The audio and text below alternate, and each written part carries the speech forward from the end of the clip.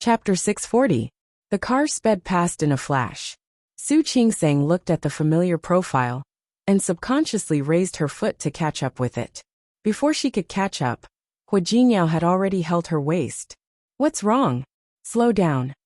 I think I saw a Mengwan." Su Qingsang looked at the silhouette of the car that sped away. She had a feeling that the side profile of the face sitting in the car belonged to Shi Mengwan. But shouldn't Shi Mengwan be in Lin City at this time? Moreover, she seemed to have seen another figure in the car. It looked like the back of a man. Shi Mengwan would be with a man? Shi Mengwan? Hua Jinyao glanced in the direction of the car. "You must be mistaken. By the way, you still haven't told me where we are." "Qingcheng in the neighboring province." Su Qingsang nodded. She knew about Qingcheng. It was next to the province where Rong City was located. It took about 3.5 hours to drive from Rong City. Qingcheng had a deep cultural heritage, and later on, it developed very well. It could be considered a city that was both ancient and modern in the east. It was a 3-hour drive from Rong City, but it was still in the south and north of Lin City. Shi Mengwan was video chatting with her 2 days ago. How could she be here? Maybe I'm seeing things. Su Qingsang decided to call Shi Mengwan later. Her decision to come here was also temporary, so Shi Mengwan still didn't know. Everything about leaving Lin City with Hua Jinyao and coming to Rong City was great, except for the fact that she had to be far away from her family and friends. It made her feel a little lonely. At the same time, behind the extended Bentley that had just left, Shi Mengwan looked at Zhang Haoze, who was on the phone. There wasn't much of a smile on her face. She turned her eyes away from him. The environment of this villa was especially good, and it was also close to the city. The name was even more pleasing to the ear. It was called Cherry Blossom Manor. The people who developed this place had planted a large patch of cherry blossoms, according to the latitude and climate of this place. There were cherry blossoms on both sides of the road. When spring came, cherry blossoms would fall on both sides of the road. It was very beautiful. Unfortunately, Shi Mengwan came at the wrong time. It wasn't the season for cherry blossoms. She couldn't see the cherry blossoms, and even if she could, she wasn't in the mood to appreciate them.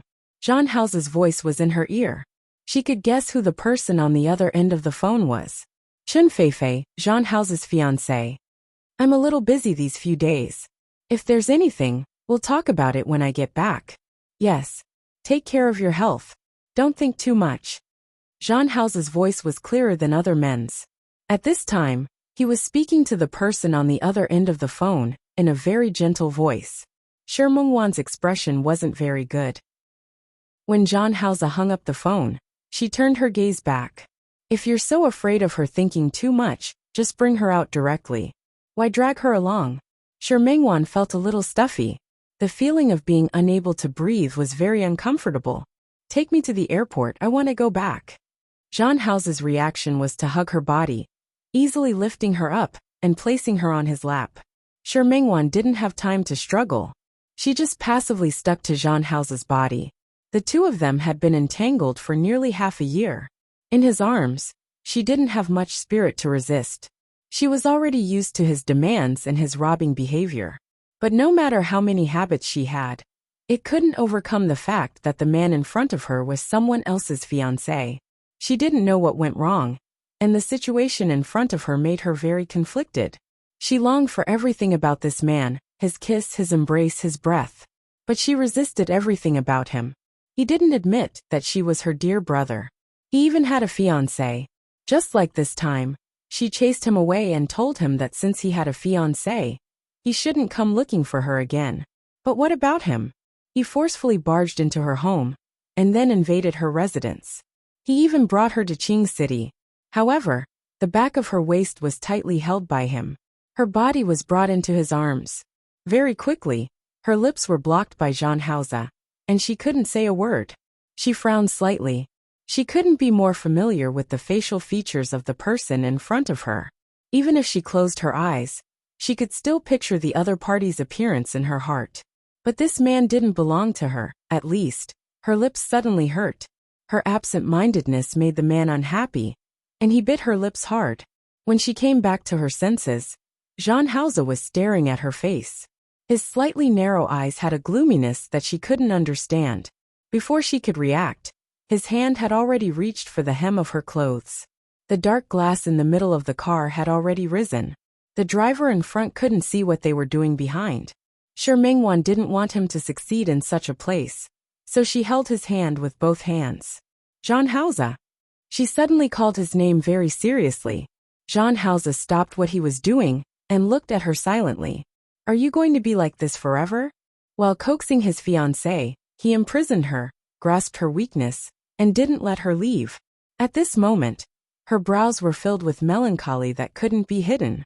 She was clearly such a beautiful person, but now, her face was filled with melancholy. Tell me, Jean Hausa, are you going to be like this forever? He wanted to be like this, but she didn't want to continue. She had persisted until now, but she still couldn't make up her mind to leave Jean Hausa's side. She was just hoping that one day, Jean Hausa would remember that she was the little sister that he swore to love for the rest of his life.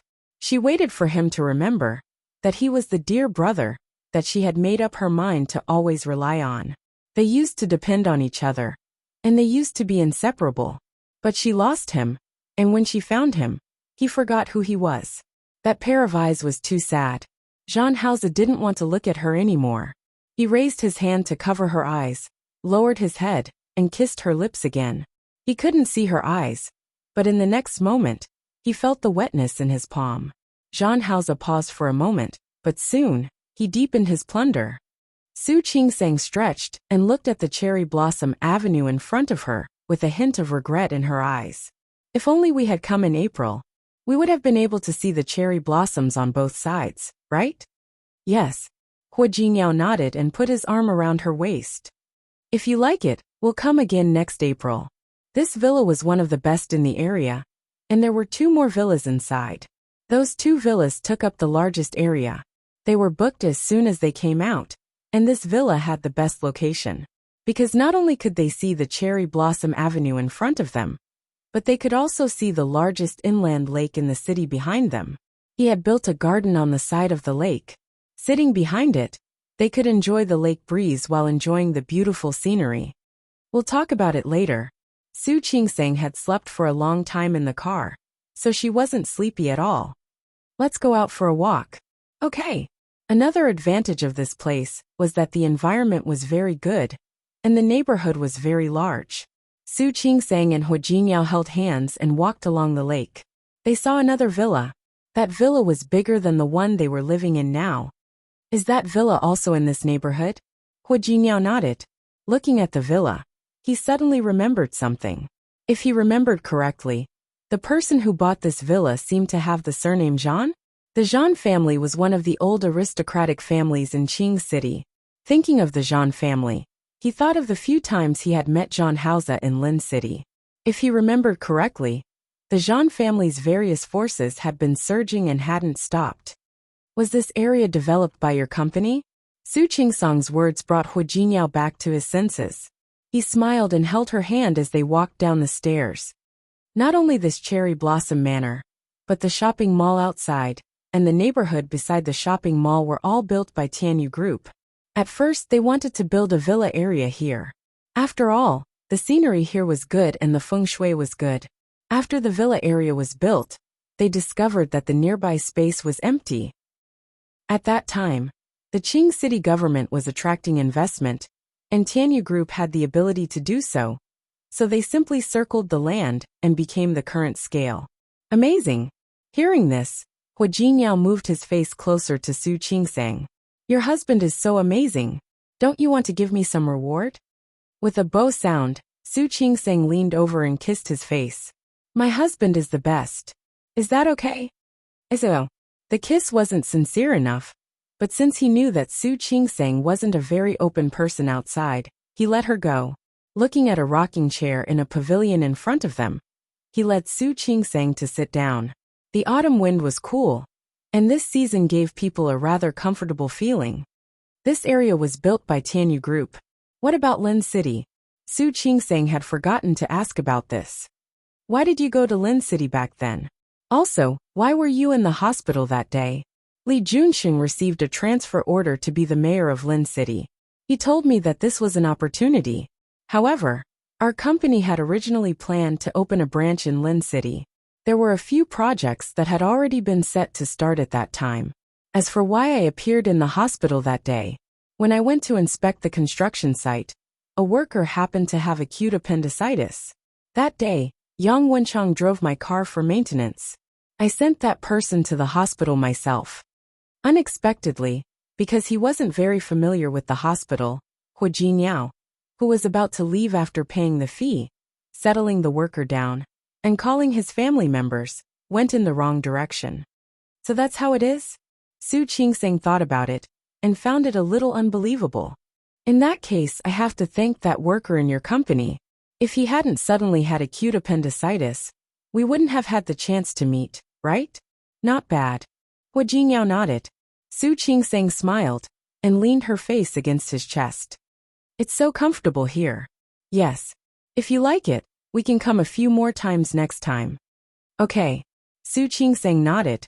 She really liked it here. Closing her eyes, she could smell the osmanthus flowers in the air. Are osmanthus flowers planted here? Yes. There are a few osmanthus trees in front. I'll take you to see them later. Okay. Su Qingseng found that Hu Jinyao's choice of place was very satisfactory. She was pregnant now, and a little lazy. She didn't want to go to places that were too torturous or too tiring. Later, let's go eat Qing City's specialty dishes. I know a restaurant here that makes very authentic roast whole sheep. Okay. Su Qingseng's appetite had been good recently, and she wasn't too picky. In fact, many things weren't as exaggerated as they sounded. She couldn't eat this or that. She had to pay attention to the amount and the actual condition of her body.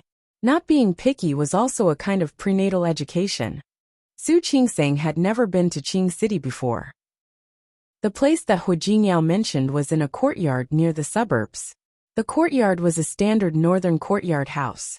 It was spacious and grand, with northern trees planted. It looked just like an ordinary courtyard house. Su Qingseng followed Hu Jingyao into the room in the middle of the courtyard. The inside was completely different from the outside. The decoration was very elegant. There weren't many tables in the hall, and the corridors on both sides could lead to private rooms. Judging from the number of rooms, there didn't seem to be many. How do you know about this place? This boss used to work with Tianyu. Later, because he always had to socialize outside, his body couldn't take it. So he didn't open a company and came to open this farmhouse. There's a limited number of guests every day. If there's more than that, he won't take any guests. As Hu Jingyao spoke, a slightly chubby middle-aged man walked out of one of the private rooms. When he saw the two of them, he quickly stepped forward and extended his hand to Hu Jingyao. President Hua, how rare. You actually have time to come here. I brought my wife here to eat roast whole sheep. Hu Jingyao smiled and shook hands with the other party. How is it? Is there a seat? President Hua, you're here. Even if there's no seat, I'll add it for you. The man smiled like a flower. This way, please. The sky room. Thank you. Hu Jingyao followed behind the boss, while Su Qingseng looked around. She rarely saw such a courtyard house in Lin City. It was still different from the courtyard houses in the imperial capital. After entering the sky room, Hu Jingyao asked the boss to serve the roast whole sheep. While waiting for the dishes to be served, Su Qingseng looked at the courtyard at the back. The roast whole sheep is roasted in the back. Yes. Directly roasted? Yes. Do you want to see it? Su Qingseng really wanted to see it. She nodded and Hu Jingyao let her out. After leaving the private room, a waiter served the dishes to a private room in front. The moment the waiter entered the door, Su Qingseng and Hu Jingyao happened to walk inside. She saw that the person who came out of the room was very familiar. It was Zhang Haoze. She was stunned for a moment. Zhang Haoze was very tall. He was about the same height as Hu Jingyao, so she couldn't see inside the private room. However, the moment Zhang Haoze came out and the door closed, she seemed to see a woman sitting inside. President Hua.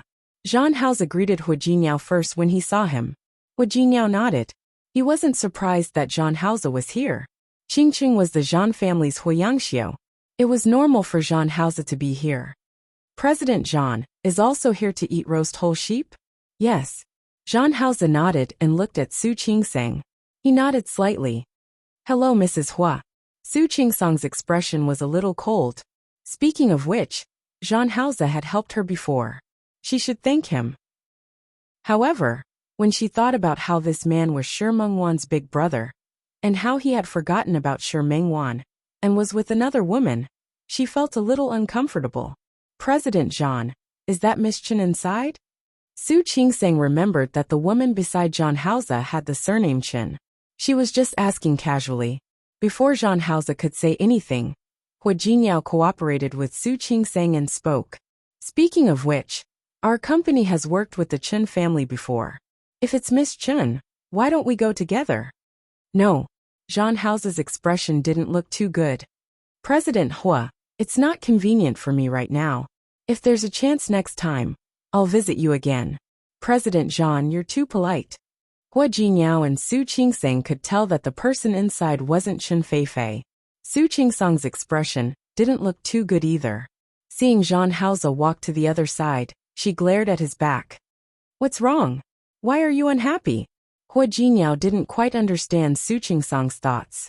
He looked in Zhang Haoze's direction and asked, Did he offend you? Yes. How did he offend you? Tell me.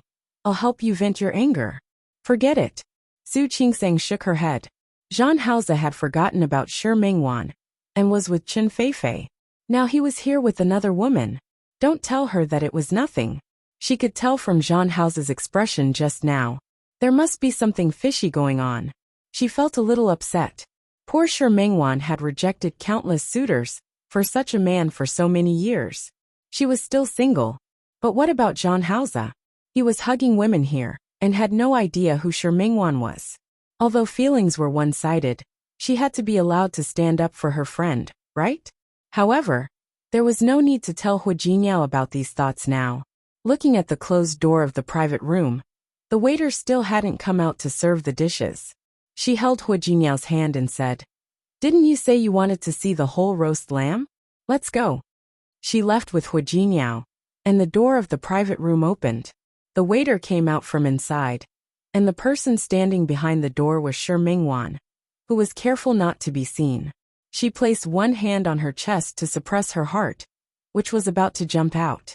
She took a deep breath and leaned her body against the wall. Suddenly, a wave of sadness welled up in her heart. Did such a shameful relationship really have to continue? Su Qingsang didn't know what she had missed. After watching the live performance of the whole roast lamb for a while, she couldn't stand it anymore. The temperature was too high, and she was especially afraid of heat now. She didn't run into Zhang Haoze again when she returned to the private room. By the time she finished eating with Hua Jinyao, the waiter had already started to clean up the private room. Zhang Haoze had already left.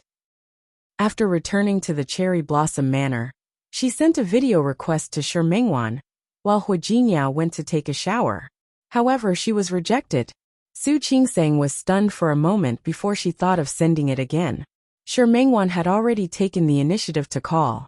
Qingsang, Mengwan, is it not convenient for you now? Yes, a guest came over. She's going to look at clothes now. I'm going to measure her later. There's still a guest at such a late hour? This person is too insensible. Doesn't she know that you need to rest? Su Qingsang's tone was filled with heartache. Shi Mengwan didn't reply. She was just saying it. It wasn't that she didn't know Shi Mengwan's workaholic personality. It's okay. I'm used to it. How have you been? I'm fine. Now the child is making trouble for me. He could even eat now. By the way, guess where I am now? Where are you? Shi Mengwan already knew, so her tone wasn't surprised. I'm in Qing City. You didn't expect it, did you? Su Qingsang didn't hear anything wrong in Shi Mengwan's voice. After all, she couldn't see the other party's expression through the phone. Hua Jinyao took me to eat roast whole lamb tonight. It tasted really good. Mengwan, come over next time. Let's do it again. Okay. Shi Mengwan nodded and looked at the man who had just come out of the bathroom. Why did you think of coming to Qing City? Su Qingsang noticed that Shi Mengwan used the word come, but she didn't think in that direction. Hua Jinyao said that my mother left. He was afraid that I would be bored at home, so he took me out for a walk. He said it was like a honeymoon. That's great. Shi Mingwan smiled, her eyes filled with pure envy. How many people in the world could be as lucky as Su Qingsang? She met a man who liked her, doted on her, protected her, and held her in the palm of his hand? Mingwan. Su Qingsang suddenly changed the topic, and her tone became serious. Yes. Well, Su Qingsang wasn't good at this kind of thing, but thinking of Zhang Hao's reaction today, she was really worried for her good friend. You still think about your dear brother. Don't you think about other men? On the other end, Zhang Hao had already walked behind Shi Mingwan. Her heart skipped a beat, and she forced her voice to remain calm. Why are you talking about this? Su Qingsang rarely mentioned this in front of her. This was a rare tacit understanding between the two sisters. I just think that you should try to let it go. After all, the beautiful relationship in your heart as a childhood sweetheart might have long been forgotten by the other party. Moreover, so much time has passed. The person from back then might not be the person from back then. Haven't you ever thought about it?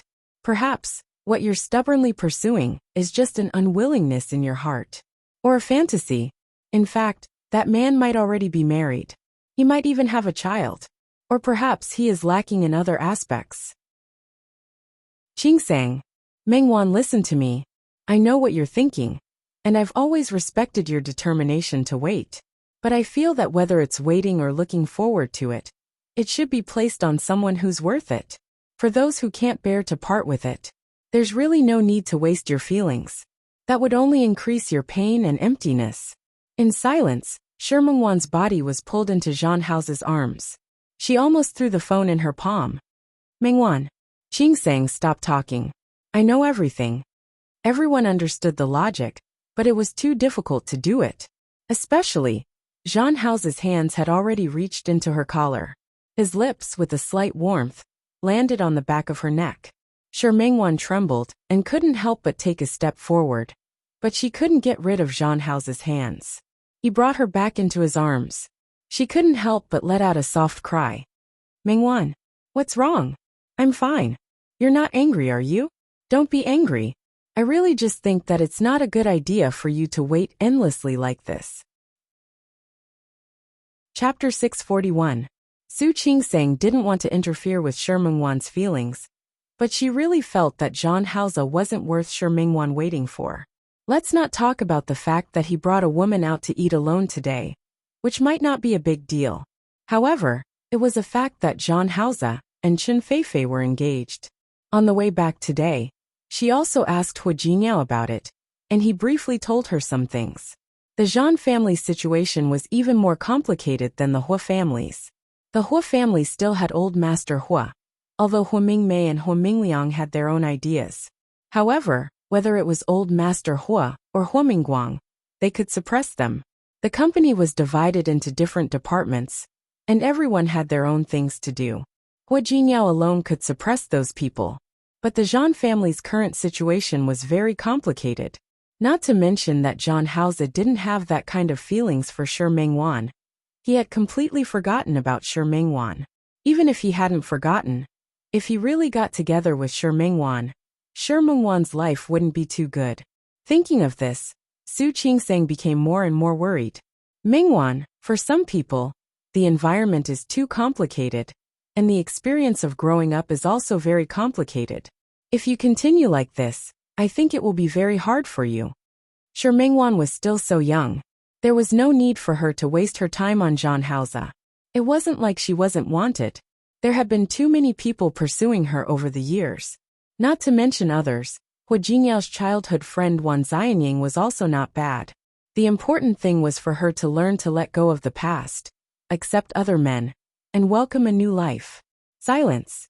Just as Shi Mingwan was about to speak, Zhang Hao's arms were already around her waist. She took a deep breath and forced herself not to reveal any flaws. I got it. Thank you, Qingsang. Why are you being so polite with me? Su Qingsang really wanted Shi Mingwan to be happy. Mingwan, find a good right man. You deserve it. Shi Mingwan didn't say anything. Her hands became more and more unruly. She had to quickly end the conversation with Su Qingsang. My guest is here. I have to go. All right. Come to Rong City when you have time. I missed you so much. In the past, Su Qingsang had a cold personality and kept her distance from everyone. She was only close to Shi Mengwan. Okay. Shi Mengwan's voice disappeared in the beeping sound of the phone. Her clothes had been pushed up to her chest. Her body was turned around, but she didn't hug his neck like she used to.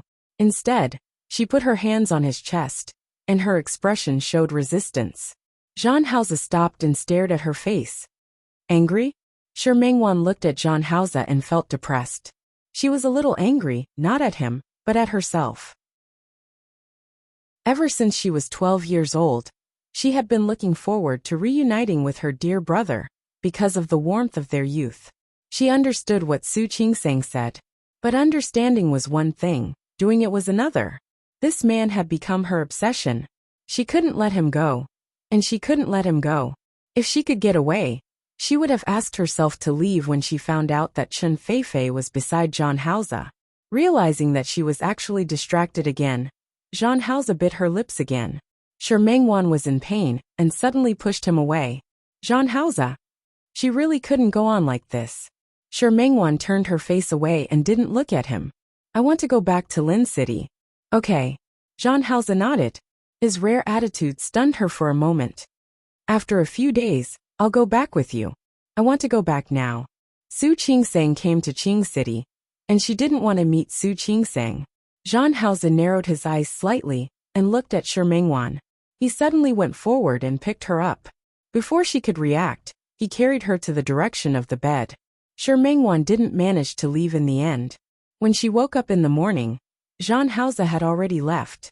He had been especially busy in Lin City, and it was even more so after coming to Qing City. In Lin City, when he was very busy, she still had her own things to do, such as going to the studio and drawing. But when she came here and stayed in this big villa, she felt like a bird with broken wings. After getting up, she wasn't in a hurry to go downstairs for breakfast. Shi Mengwan casually put on a coat and went to the balcony. From here, she could see the lake at the back. The scenery was quite good. Not long after she sat down on the sofa, she actually saw Su Qingsang. Shi Mengwan was shocked.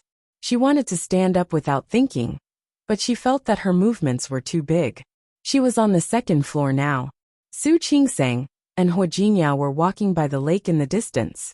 When she saw the two of them walking in this direction, she was so shocked that she quickly got up and entered the room.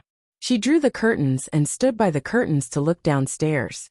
Su Qingsang had already shown signs of pregnancy, and her lower abdomen was slightly bulging. She was wearing a pregnant dress, and her face was filled with a warm and satisfied smile. Hua Jinyao walked beside her, and the two of them whispered to each other from time to time. She was thinking too much. Su Qingsang wouldn't notice this side at all, much less discover her. The smile on Su Qingsang's face made Shi Mengwan envious. Her hand holding Hua Jinyao's made her yearn even more. She and Zhang Haoze couldn't even appear in front of everyone. He had a fiancée. No matter when, the woman standing in front of him wouldn't be her. Shi Mengwan's mood fell to the bottom of the valley. She couldn't recover from that strange feeling. Her body was hugged by someone. Zhang Haoze was actually at home today. He followed her gaze and looked out of the window. Do you want to go down and say hello? His warm breath brushed against her neck. She shrank her neck and wanted to escape from his control. However, her body was turned around and pressed against the glass of the sliding door of the balcony. Zhang Haoze, don't you need to? No matter what, you're good friends and best friends. Shouldn't it be right to say hello? Zhang Haoze. She called his name softly, and her voice was pleading. Don't do this. She absolutely didn't want Su Qingsang to see this side of her. Don't what? He narrowed his eyes and asked her in a low voice. She was only wearing a coat outside, and he easily took it off. She was still wearing yesterday's nightdress, and the thin fabric was easily torn to pieces by him.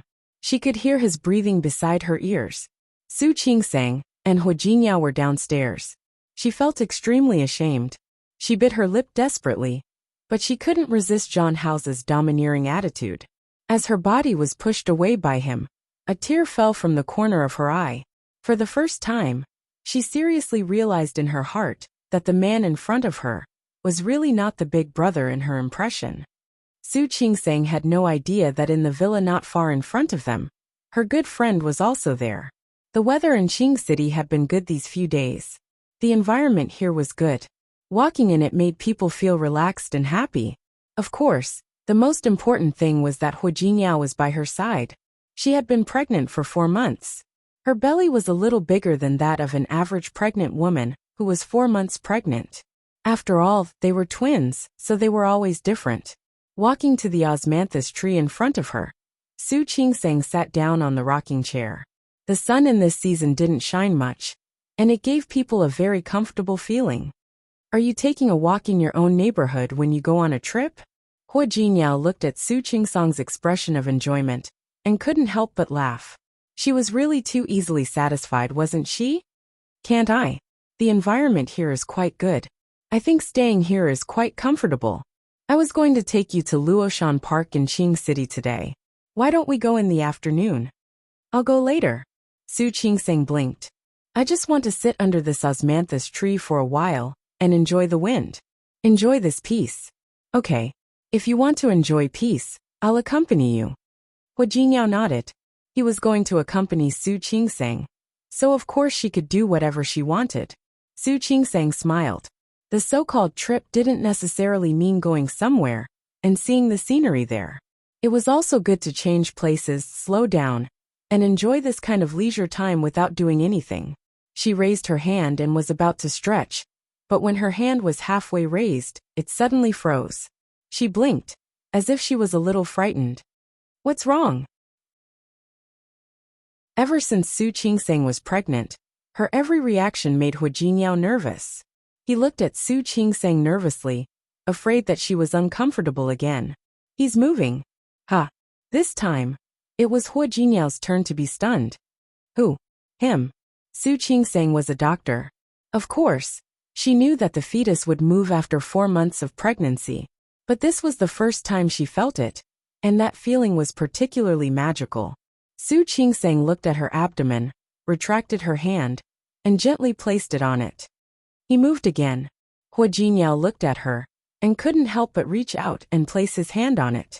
He was extremely nervous and stared at his palm with a sacred expression. However, after waiting for a long time, there was no more movement. Why isn't he moving? I don't know. Su Qingsang smiled and deliberately teased him. Maybe it's because you didn't greet him? Was that so? Hu Jingyao frowned slightly. He cleared his throat, and his face suddenly looked a little nervous. Hi, hello. I'm Dad. His serious expression made Su Qingsang laugh. She didn't have time to laugh. The sudden movement in her abdomen stunned Hu Jingyao. He really moved. Silly. Su Qingsang smiled and placed her hand on Hu Jingyao's palm. Feeling the fetal movement in her abdomen from time to time, her expression softened. When the fetal movement stopped, Hu Jingyao retracted his hand and held Su Qingsang's hand instead. Qingsang? Yes. Although Grandpa has to think of the children's names, I thought of 2 nicknames for the 2 children. What? It's called Xiang Xiang and Nian Nian. Whether it's a boy or a girl, these 2 nicknames will be called. Su Qingsang looked at his expression and nodded gently. Okay, very good names. Thank you. She understood what he meant. Hu Jingyao was grateful and leaned over to kiss her abdomen.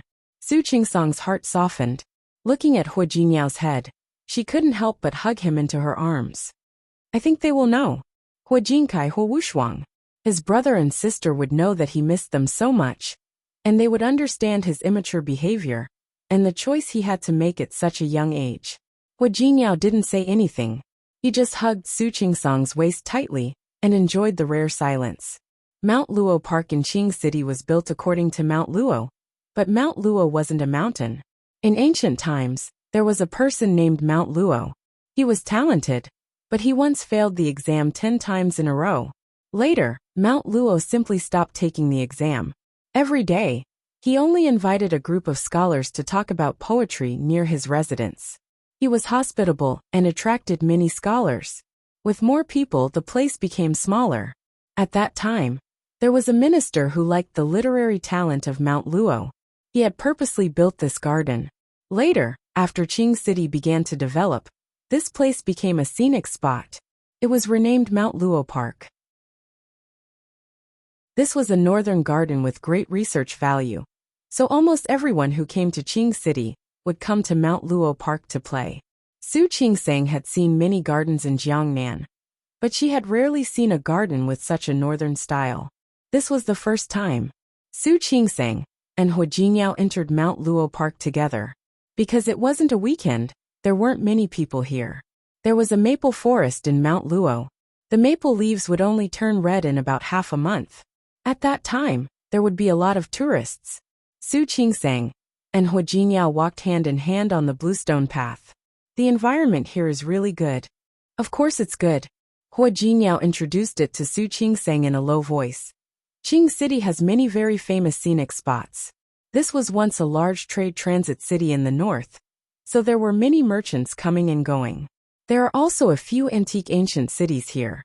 Although they have been developed in the past few years, they are not very famous. We can slowly walk through them in a few days. Okay. If you can't take it, just tell me. We'll stop and rest. Su Qingsang was pregnant, so she couldn't be too tired. If she had the energy, she would play a little longer. If she didn't, she would go home and rest. Don't worry. You really don't have to worry about me. I'm not a porcelain doll. How can I be so fragile? Even if you're a strong woman, in my heart, you're just my wife. He squeezed her hand slightly. A wife who needs my protection. Su Qingsang smiled and leaned over to kiss him on the cheek. Mount Luo Park was very big. Su Qingsang finally wasn't like usual. By evening, she was already a little overwhelmed. Hua Jinyao had been paying attention to Su Qingsang's expression. Seeing her like this, he immediately stopped her from leaving. Let's go back. If you want to come, we'll come again tomorrow. It was rare for Su Qingsang not to be willful. She nodded and left with Hua Jinyao. She originally wanted to go home directly, but after getting into the car, Su Qingsang suddenly wanted to eat hot pot. I don't come here often, but I know there's a hot pot restaurant in the ancient city that's been open for a long time. The taste is good. Let's go there to eat. Ancient city? Is that the one you mentioned just now? Yes, there's a night market inside. After dinner, if you've recovered your energy, you can go shopping. Then I'm going. Su Qingsang liked these old places. She was in high spirits and felt that the fatigue in her body had lessened a lot. Hua Jinyao smiled. The driver drove the car in the direction of the ancient city. Mount Luo Park wasn't too far from the ancient city. They arrived in half an hour. They booked a private room. Su Qingsang was really tired after walking for half a day. After ordering a lot of dishes, she only cared about enjoying the food to her heart's content. She was in charge of eating, and Hua Jinyao was in charge of cooking for her. On the contrary, he didn't eat much. This was a new hobby that Hua Jinyao had developed ever since Su Qingsang became pregnant. He especially liked to feed Su Qingsang and hoped that she could eat more. I'm so full. Su Qingsang was full. She looked at the remaining half of the ingredients and looked at Hua Jinyao. It's a little wasteful. It's not a waste. There's still me. Hua Jinyao didn't mind at all. He put the remaining ingredients into the pot and finished them. Su Qingsang supported her chin with one hand and watched him eat with a faint smile in her eyes. Don't we look like an old married couple? No. Hua Jinyao gave a negative answer without thinking. We're not old at all now. So if you want to be an old married couple, wait until you're a little older. Su Qingsang loved to hear his sweet words. The smile on her face became even brighter. After leaving the hot pot restaurant, they turned to the side and arrived at the ancient city. It was even more lively at night than during the day. Su Qingsang and Hua Jinyao entered the ancient city. The small shops on both sides were very unique. However, such places seemed to be the same in ancient cities all over the country. Su Qingsang would stop to take a look when she encountered something interesting. If she didn't encounter it, she wouldn't look. There was a shop in front. The owner sold her own cloth and clothes. She set up a loom in the shop. It was the kind of old floral cloth and old-fashioned cotton cloth. Su Qingsang was very interested in this. Not only was there old floral cloth, but there were also ethnic clothes made of such cloth. There were also other fabrics, all of which had local ethnic characteristics. Su Qingsang liked the ethnic clothes that the other party had placed at the door very much. She was even more interested when she saw the loom in the shop. She entered the door with Hu Jingyao. A middle-aged woman was sitting in front of the loom, weaving. There were also a few shop assistants. When they saw someone enter, they stood up and greeted them. The moment Su Qingsang looked up, she realized that Zhang Haoze was also here. She was a little surprised. Qing City was a big city, with a population of more than 10 million. It wasn't easy for her to bump into him 2 days in a row. President Hua. When Zhang Haoze saw Hu Jingyao, surprise flashed across his eyes. His subordinates had clearly told him that Hu Jingyao and his wife had gone to Luoshan Park today. Why were they here? President Zhang, what a coincidence. Hu Jingyao felt the same as Su Qingsang. He felt that it was too much of a coincidence. How could they bump into each other everywhere they went? He looked at Zhang Haoze's side. There didn't seem to be anyone else. President Zhang is alone? No. Seeing that the two of them knew each other, the shop assistant who had just come up to greet the two of them immediately became interested. This gentleman is here with his girlfriend. His girlfriend is very beautiful. She just picked out a set of clothes to try on. This beauty has such a good figure. Why don't you pick 2 sets to try on? Su Qingsang noticed that when the shop assistant said the word girlfriend, Zhang Haoze's expression was calm, as if he didn't feel uncomfortable at all.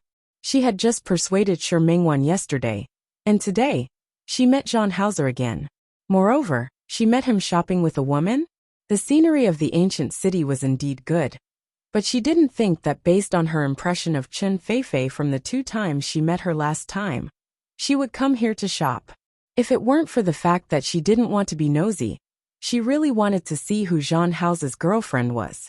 What kind of stunning woman could make Zhang Haoze leave a rich young lady like Chen Feifei behind and come to accompany another woman?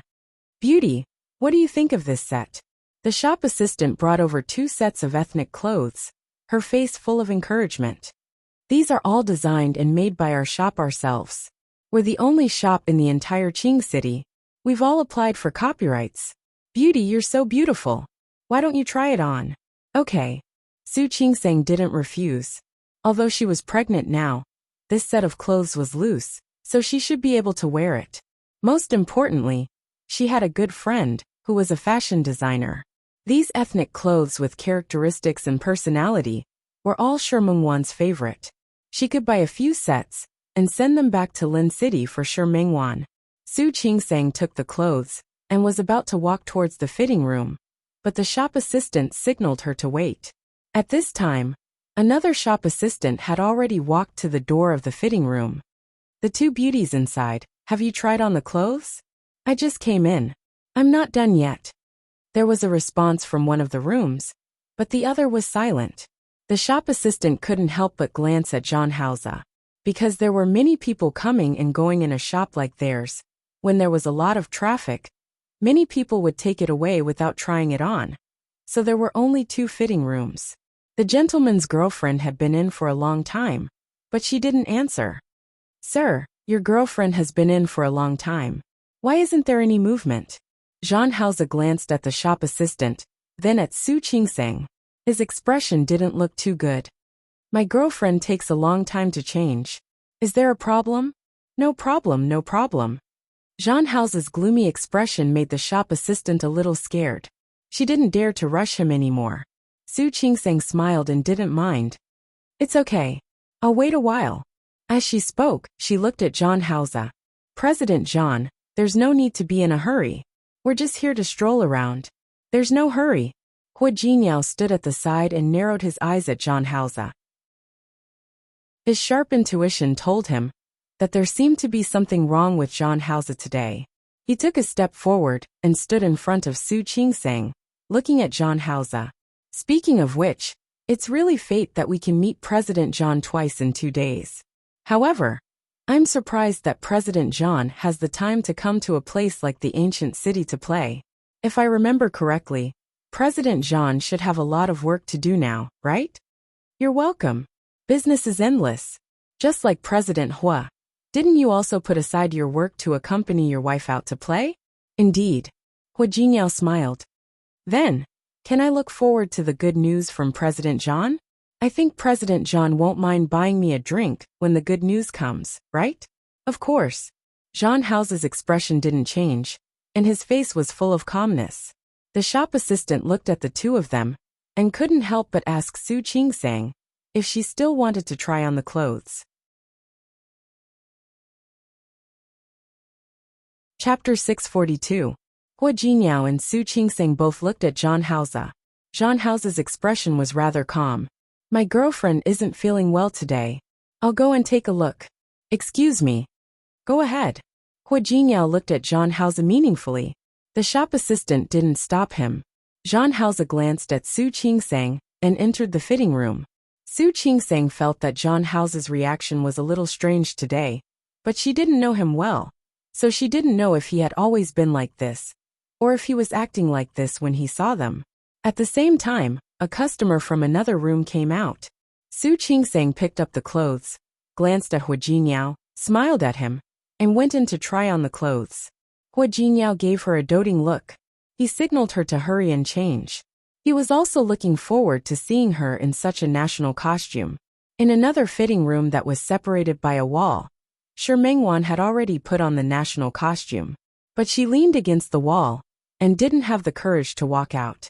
She never thought that because she was in a bad mood, she would be dragged out to the night market in the ancient city by Jean Hause and meet Su Qingsang. It was such a coincidence that they entered the same store. Yes, she was a fashion designer, and Su Qingsang was her best friend. The two of them were very similar in some aspects. For example, what they liked to eat and where they liked to go, including their favorite style of clothing. She was a fashion designer, and this kind of store could give her the most inspiration. Similarly, if Su Qingsang, who was in Qing City, passed by such a shop, she would definitely come in and take a look. She didn't hear Su Qingsang's voice until she finished changing. She had planned to go out, so she had to stay in the fitting room. When she heard that Jean Hause wanted to come and take a look, her heart was in her throat. But when Jean Hause knocked on the door, she had to open the door and let him in. Her body was almost completely hidden behind the door, and the narrow door couldn't hide her at all. She looked at the wall. Even though she knew that Su Qingsang was in the fitting room next door, she was afraid that Hua Jinniao would see her. When Jean Hause entered the door, he found that Shi Mengwan's face was very pale. She didn't even dare to make a sound. After all, the soundproofing here was very bad. Next to him was Su Qingsang.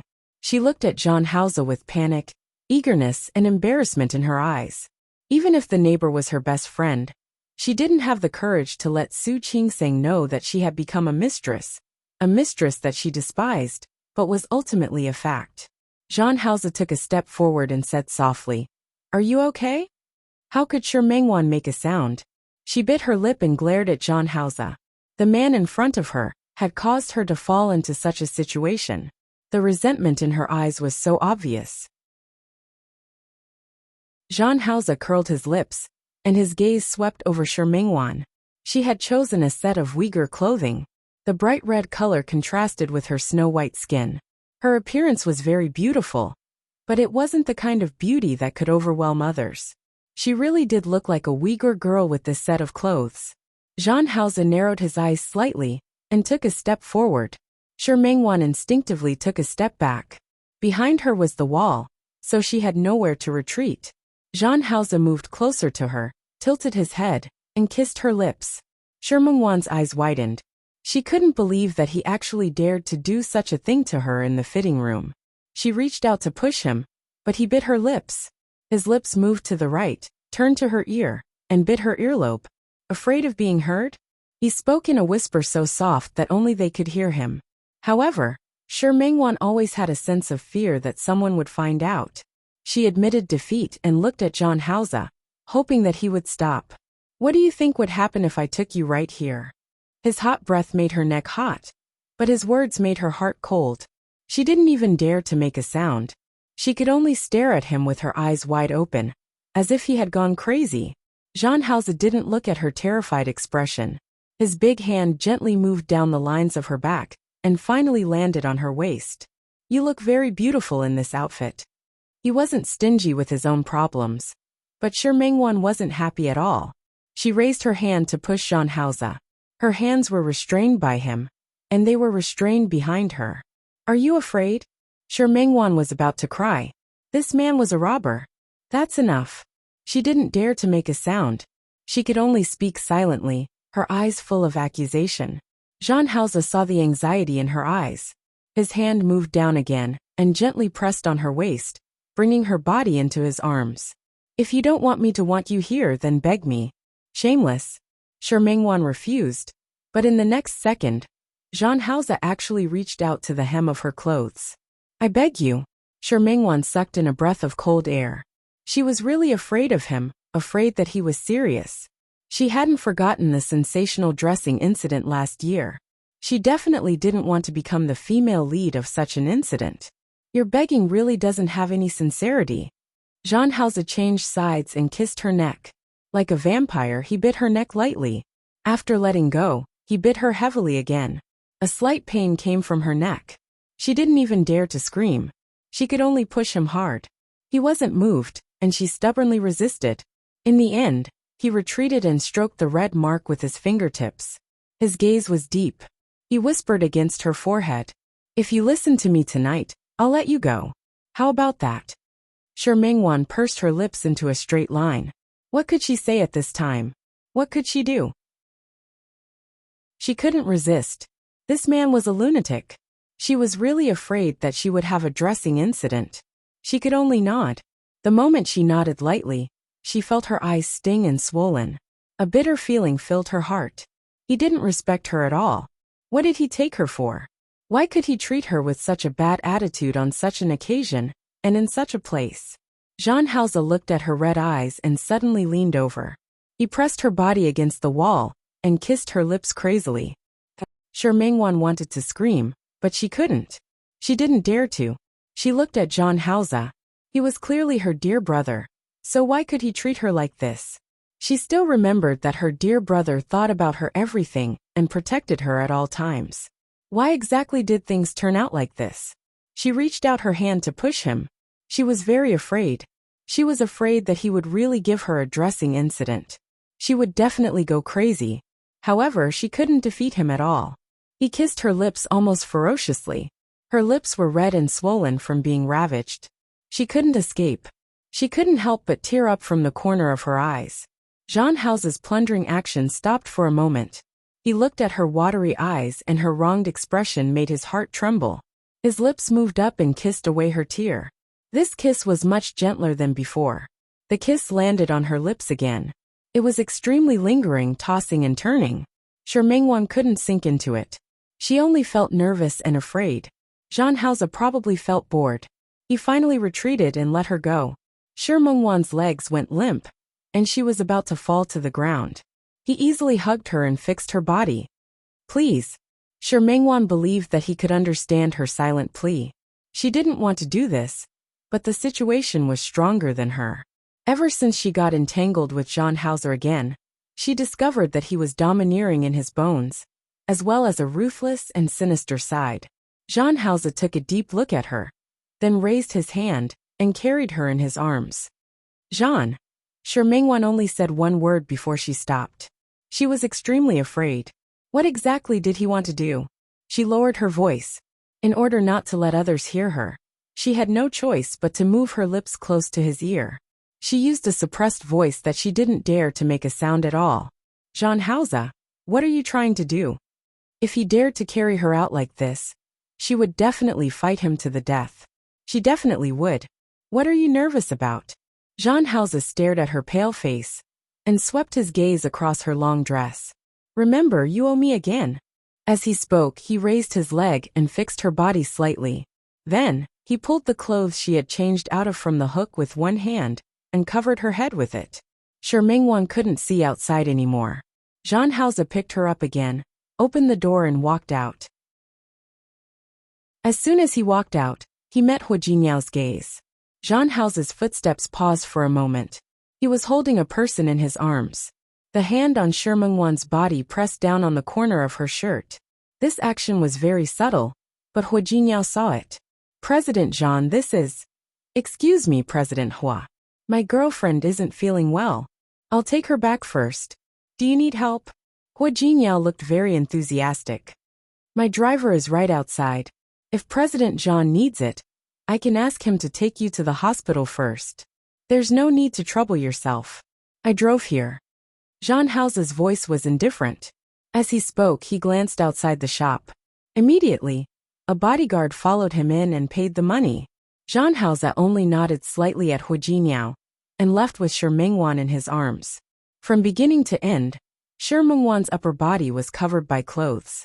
Not only could he not see her face, but even half of her body was covered. The only thing that could be clearly seen was the elegant red skirt. There were also those slender ankles. It could be seen that the woman Zhang Hao was carrying should be relatively thin. Zhang Hao walked to the door of the shop. From Hua Jinyao's direction, he could see that the woman's hands were tightly wrapped around Zhang Hao's neck. There was also the face that was buried in Zhang Hao's arms and covered by clothes. Not even her hair was exposed.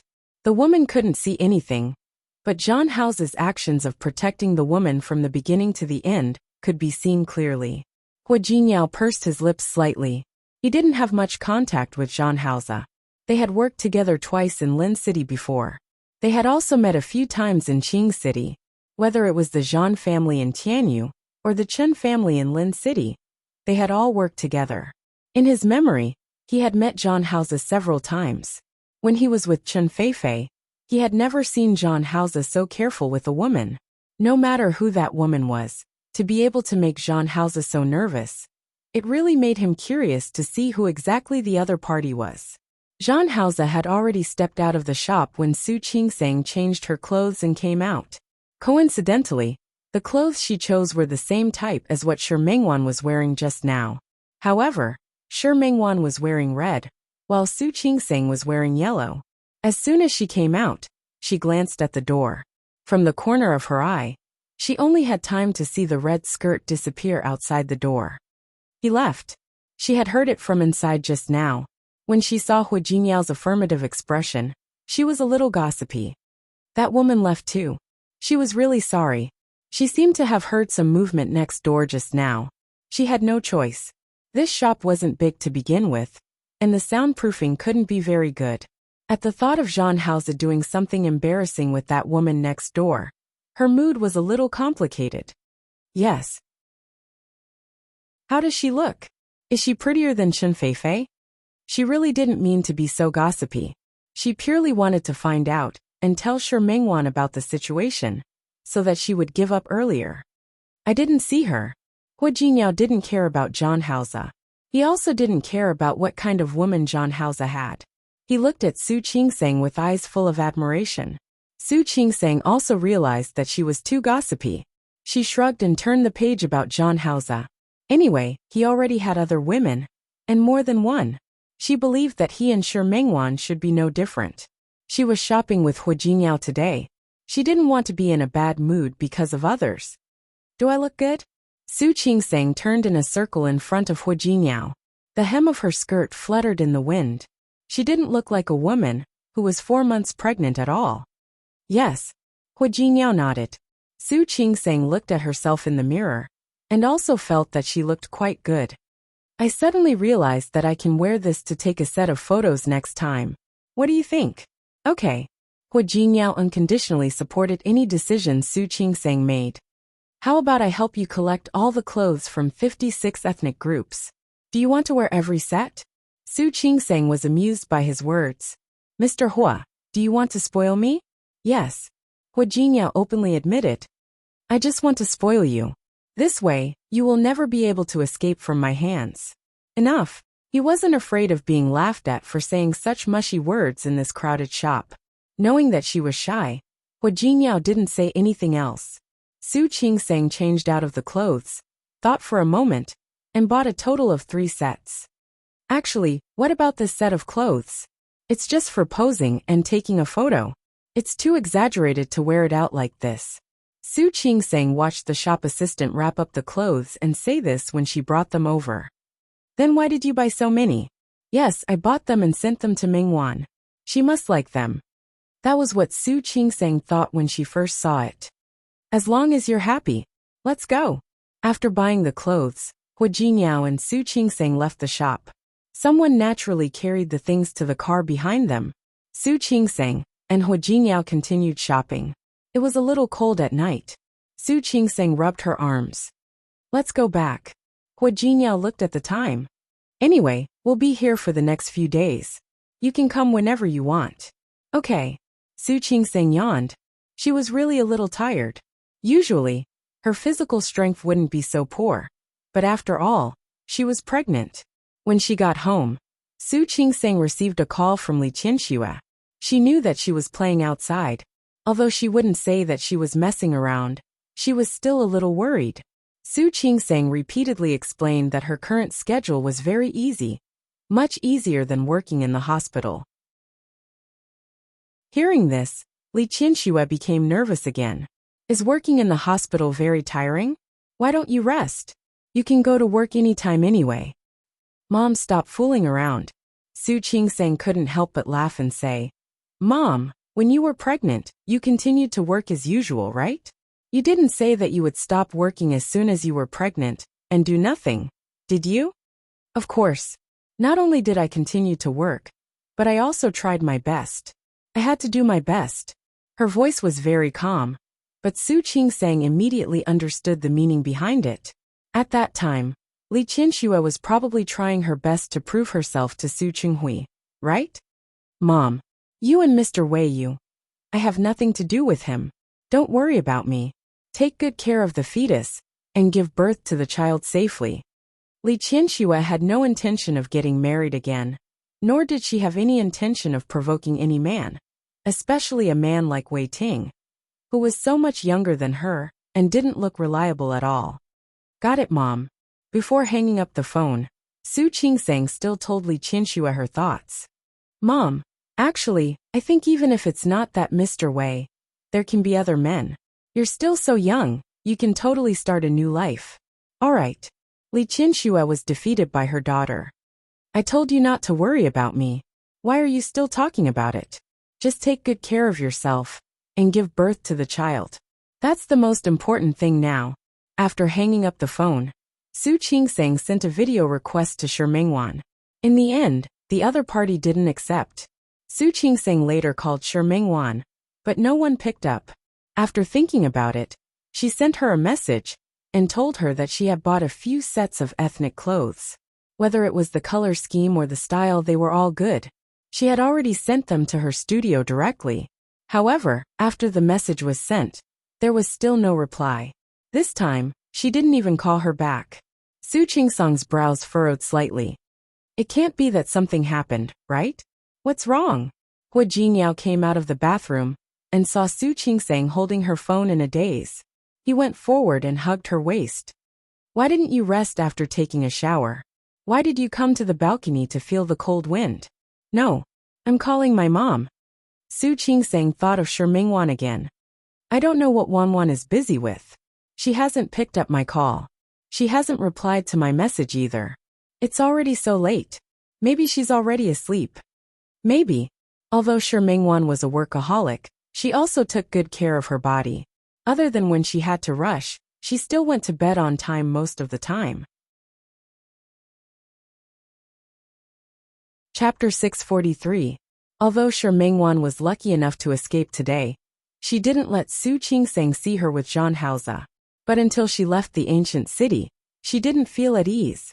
She felt as if she was being roasted on a fire. Even when she got home, Shi Mingwan didn't recover from the shame she felt in the fitting room. This also directly led to the fact that when Zhang Haoze approached her, she refused to give him any face at all. All her tolerance and concession were based on the fact that she was convinced that the man in front of her was her dear brother. But if this dear brother was no longer the young man who protected her wholeheartedly, and was no longer the dear brother in her heart, should she continue to persevere? Today's situation could be said to be an accident, but as long as she didn't break up with Zhang Haoze, it wouldn't change the fact that she was Zhang Haoze's secret lover. Especially when he had a fiancé by his side. She suddenly felt a pain on her shoulder. She realized that Zhang Haoze was biting her again. She didn't reach out. Her hands were tied by Zhang Haoze. Zhang Haoze. Ever since this guy came back, he said that she promised him that she would listen to him tonight. She was already very cooperative. Not only did she impulsively peel herself off like a newborn baby, she even took the initiative to wash herself clean and lie on the bed. She hated that he had tied her hands up for the sake of the so-called fun. She was like a fish on a chopping board, unable to move at all. Jean Hauser looked at her angry face. When she was angry, she looked even more beautiful than usual. He couldn't help but think of the first time she was under him. She was clearly afraid and hesitant, but she was like a sacrifice. Her eyes were bright and beautiful. Her eyes were beautiful. Beautiful but not seductive, delicate but not seductive. However, it was precisely such a woman who gave people a very sexy feeling. Focus. He kissed the faint bite mark. Otherwise I won't bite here next time. Pervert. Shi Mengwan couldn't help but speak. Jean Hauser leaned over and bit the bite mark again, deepening the mark. Shi Mengwan was in pain and couldn't even scream. Her phone rang at this moment. She turned her face and saw Su Qingsong's smiling face on the flickering screen. At this moment, Jean Hauser reached out and picked up her phone. Jean Hauser put it down. Jean Hauser looked at the video call request and shook his phone. Do you need me to connect it for you? Jean Hauser. What did she look like now? How could he dare to let Su Qingsong see it? Jean Hauser looked at her panicked face and raised the phone to the side. Staring at the resistance in Shi Mengwan's eyes, he leaned down again. Since you're afraid of letting others know, then do something to satisfy me. As he spoke, he untied her hands. When Shi Mengwan's hand regained its freedom, the first thing she did was to grab her phone. Unfortunately, before she could touch the phone, Jean Hauser had already grabbed her hand. The phone screen darkened. Shi Mengwan bit her lip. Give me back my phone. He didn't give it to her. Instead, he tossed the phone to the side and pressed the mute button. He covered Shi Mengwan's body again. You said that you would listen to me tonight. This was something she had agreed to in the fitting room. Shi Mengwan didn't lose her memory, so of course she knew what he was talking about. Her lips were pursed into a straight line. She didn't move, and Jean Hauser wasn't in a hurry. He just propped his hands on both sides of her body and stared at her. In the end, Shi Mengwan was defeated. She gritted her teeth, raised her hand, and put it around his shoulder. For Su Qingsong, the next few days in Qing City were very relaxing. Hua Jinyao had arranged everything. She only needed to bring him along to enjoy a comfortable trip. The two of them didn't stay in Qing City for long. A week. The two of them visited all the famous scenic spots in Qing City. After returning to Lin City, Su Qingsong went back to work after resting for a day. As usual, she brought a bunch of Qing City's specialties into the hospital. She was pregnant and married into a family like the Hua family. Even if she didn't work, no one would say anything. However, Su Qingsong still insisted on outpatient services every day and participated in surgeries, just like before she was pregnant. She was highly praised in the hospital for this. In fact, in a big environment like China, almost all doctors in first-tier cities didn't leave the front line for minor injuries. However, because Su Qingsong was Hua Jinyao's wife, people felt that it wasn't easy for her to do this. As Su Qingsong's belly grew bigger, it became more and more stable. The morning sickness was gone.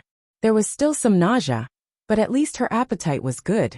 During this period, Lu Tongjia often brought Auntie Zhou over to make soup for Su Qingsong, or invited her back to the old mansion for dinner. Li Qianxue also flew to Rong City twice to see her. Every time she came, she brought big and small bags.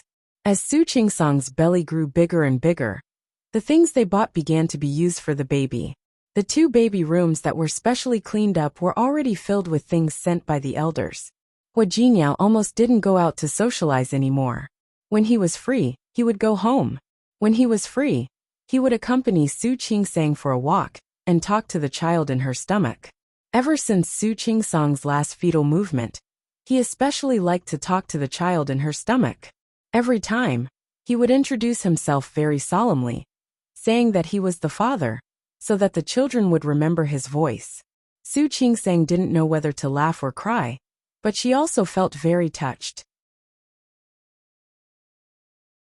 More than 3 months had passed. and Su Qingsang had already been pregnant for 8 months. Because she had a month off this year, the new year was a little later than usual. When Su Qingsang was 8 months pregnant, her belly was already very big. Not to mention Hu Jinniao. Even Sun Huiya told her not to go to work anymore. She had stopped doing surgeries a long time ago. Her belly was too big, and there was no way for her to stand on the stage. She still accepted outpatient services, but as the month got older, Su Qingsang's belly became bigger than the average pregnant woman. Sun Huiya tried her best to arrange some easy work for her. Seeing that it was almost the Spring Festival, Hu Jinniao discussed with the elders of the Hu family and asked Su Qingsang to apply for leave directly. Su Qingsang didn't object. She picked a day and asked the driver to send her to the hospital to go through the leave procedures. Hu Jinniao was especially worried about her now, but she was very insistent, so he could only let her go. He only asked her to finish the procedures and go home quickly. Su Qingsang sometimes thought that Hu Jinniao was very funny. Where could she go with a big belly? She wasn't someone who would mess around with herself. She asked the driver to accompany her, finished the procedures and went home. From now on, she would officially rest. Su Qingsang, who was on leave, was asked by old Master Hua to move back to the old mansion. Firstly, it was convenient to take care of her. Secondly, the place was bigger, and the environment was better. It was more suitable for nurturing the fetus. Su Qingsang didn't refuse this time. Hu Jinniao had to work during the day. Although Auntie Yu was at home, she was pregnant with twins after all. The situation was different.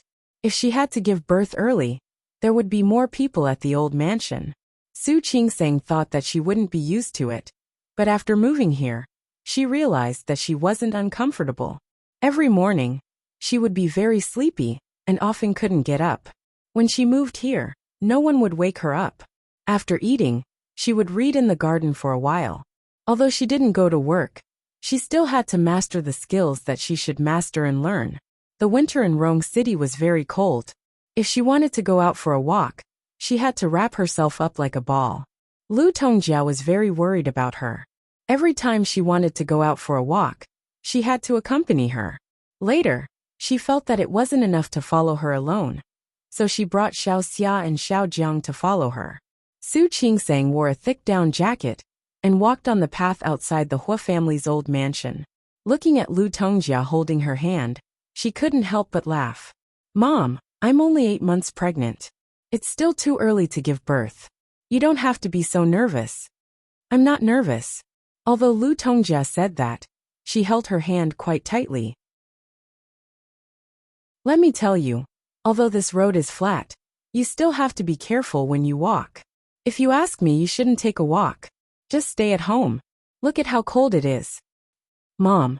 Su Qingsang didn't object to her concern, but she said, "I'm a doctor. Walking properly will help with the delivery. And you know it's not good for pregnant women to stay at home all the time." "You're a doctor. If you say so." Lu Tongjia couldn't refute her words. With a daughter-in-law who was a doctor, she felt that her previous experience with pregnancy was completely useless. "But why did I hear that twins can't walk all the time?"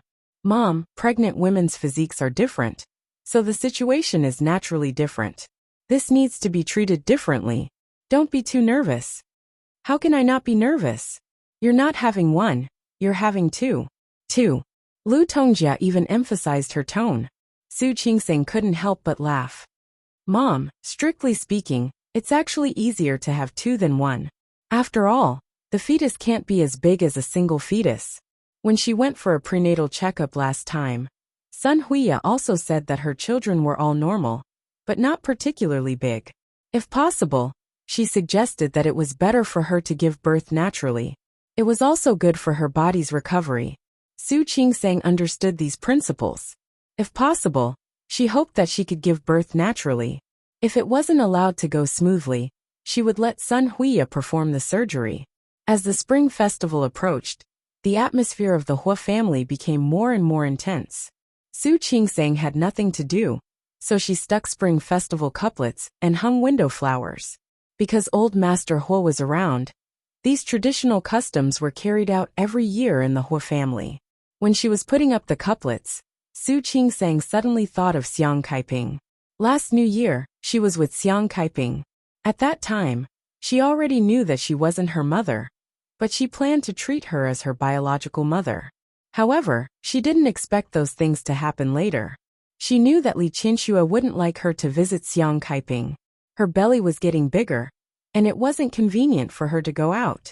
When Hua Jingyao returned home, she told him and asked someone to send something over to Xiang Kaiping. New Year's Eve. It was Su Qingsang's first time staying up with such a big family. This experience was also quite novel. Hua Jingyao had successfully taken control of Tianyu Group. Whether it was Hua Mingliang or Hua Mingmei, they worked in Tianyu Group and could get dividends, but Hua Jingyao's shares were almost overwhelming. Even if they were dissatisfied, they couldn't do anything about it. Therefore, the big family looked quite lively, at least on the surface. On the first day of the new year, Su Qingsang, who was supposed to get up early, got up late. However, no one would wake her up at this time. When she went downstairs, she saw Li Qianxue, Su Yusen, and Old Master Li rushing over. Su Qingsang almost suspected that she was still asleep. Grandpa, Mom, Yusen? Su Qingsang was so happy to see Li Qianxue and the others. The last time Li Qianxue came to see her was more than a month ago. Now that she saw Su Qingsang, she felt that she had put on a little weight, and her belly seemed to be a little bigger. Yes, I came to see you. I wanted to come yesterday, but after all, there were some things to deal with at home, so we came over early this morning. Why? You don't welcome me? Welcome. Su Yusen looked at Su Qingsang's belly. The two siblings often had video calls and often interacted. However, this was the first time he saw Su Qingsang's belly. Are all pregnancies so scary? Yusen, what are you talking about? Li Qianxue glared at her son. Su Yusen shrugged. It's quite scary. I don't think anyone else's belly is so big. I'm a twin, so of course my belly is bigger. Su Qingsang looked at Su Yusen. The two of them hadn't seen each other for almost half a year. She felt that Su Yusen seemed to be a little taller and stronger. It seems that the university is indeed a plastic surgery hospital. Yusen seems to be more handsome. Of course, Su Yusen was quite arrogant, but after all, he was in the Hua family, so he still restrained himself. Old Master Li, who had been silent, looked at Su Qingsang with obvious worry in his eyes. This belly is so big. Have you checked it? What did the doctor say? Grandpa. Every time Su Qingsang heard this, she was speechless. I'm a doctor myself. Don't worry, there's no problem. Really? Old Master Li looked at Li Qianxue. She had given birth to 2 children, but her belly didn't seem to be so big. Really? Su Qingsang had gotten used to the feeling of being doubted by the whole family in the past few months, but she still explained very seriously. Old Master Hua looked at the family and asked them to sit down. Su Qingsang looked at the Hua family sitting on the left, and then at the Li family sitting on the right. Suddenly, she felt that life was perfect at this point. On the night of the first day of the new year, it unexpectedly snowed in Rong City. This was the first snow of the new year. When Su Qingsang got up in the morning, she looked at the silver outside the window and couldn't help but put on a down jacket and run out to see the snow. Hua Jingyao didn't have time to stop her. He quickly put on his coat and followed her. Qingsang, let me help you. It had been snowing all night, and the snow was very thick. It was almost up to her calves. Su Qingsang didn't step out. She just stood in the corridor. There was no snow under the eaves, and the road leading outside had been cleaned by Uncle Chung and his men early this morning. But she could see the thick snow on both sides. Didn't you see it when you came to Rong City? Why do you still look like a country bumpkin who hasn't seen the world? Yes, I'm a country bumpkin. I just like to see it snow. Su Qingsang made a face at him. Hua Jingyao couldn't help but laugh. Su Qingsang had improved since she was pregnant, but she was becoming more and more like a little girl in front of him. I want to go build a snowman. Su Qingsang was about to walk into the garden as she spoke. Hua Jingyao didn't dare to let her do it. I'll help you build it. Just stay here. But I want to do it myself. Don't be willful. You don't want the child to freeze, do you? I'm wearing so much. After Su Qingsang said that, She also knew that she was being willful. Okay, then I'll watch you build it, okay? Okay. Hua Jinyao was satisfied with this. He walked towards the garden. There was a lot of snow on both sides. Let's build a panda. Su Qingseng suddenly had an idea. For too big and too small, okay? Hua Jinyao looked at her helplessly and went to do it. Su Qingseng watched him build the shape of the first snowman and couldn't help but step forward. Don't move. Just stand under the corridor. This road is very slippery last night. My shoes are non-slip. Su Qingseng took 2 more steps forward. At this time, Li Qianxue had already gotten up and came out. She didn't find her daughter in the room, but she saw Su Qingseng outside in the cold wind through the window. She was so nervous that she ran out. Qingseng, what are you doing? Mom! Su Qingseng heard Li Qianxue's voice and turned around. This action was very normal, but Su Qingseng forgot that she was pregnant. She turned around too quickly, and she lost her balance. Hua Jinyao, who was about to fall into the snow, was scared out of his wits when he saw this scene. He quickly rushed over and caught Su Qingseng's body. Be careful. As Hua Jinyao spoke, he helped Su Qingseng stand steadily. Li Qianxue also walked over. How old are you? Why are you still so immature? If you want to see the snow and make a snowman, just stay inside and watch. I got it, Mom. Su Qingseng begged for mercy and wanted Li Qianxue to stop talking, but Li Qianxue felt that it wasn't enough. You know your current state. Stop looking at the snow. Come, let's go in. After saying this, she glared at Hua Jinyao and said, You too. She's messing around, and you're messing around too? Hua Jinyao knew that he was in the wrong, so he quickly helped Su Qingseng inside. Su Qingseng stuck out her tongue and looked at Li Qianxue's back guiltily. Hua Jinyao looked at Su Qingseng helplessly, signaling her not to go against Li Qianxue at this time. He helped Su Qingseng into the house. When they went up the steps of the corridor, he thought that Su Qingseng could stand steadily, but Su Qingseng suddenly put her entire body weight on Hua Jinyao. Qingseng? Su Qingseng's hand was on her abdomen. Her expression was a little pale. Li Qianxue, who was in front, had already turned around and saw that her expression was not right. Qingseng? Are you okay? Hua Jinyao? Su Qingseng shook her head and tried her best to maintain her composure. I might be giving birth. Chapter 644. Not only him, but Li Qianxue was also surprised. Standing at the side, he couldn't react for a moment. Qingseng, are you going to give birth? Hua Jinyao, who was dumbfounded, asked again. Su Qingseng couldn't answer his question. She grabbed his arm tightly and said, Quick, take me to the hospital. Hua Jinyao said those words through gritted teeth, as if he had finally come to his senses. Hospital? Yes, the hospital. Quick, I'll carry you to the hospital. He couldn't care less about Li Qianxue, who was standing by the side. He picked up Su Qingseng and walked towards the parking lot. Li Qianxue wanted to stop them, but she slapped her forehead and quickly went back into the house to tell the Hua and Li families the news. Hua Jinyao almost wanted to fly to the hospital, but it had snowed the day before. No matter how hard he tried, he had to consider the road conditions. Unable to increase his speed, he became more and more nervous, especially when he saw Su Qingseng's pale face. What do you think? Qingseng, are you in pain? Bear with it. It won't take long. Although it was said to be fast, it was impossible to drive fast on this snowy road. Su Qingseng only had a stomachache.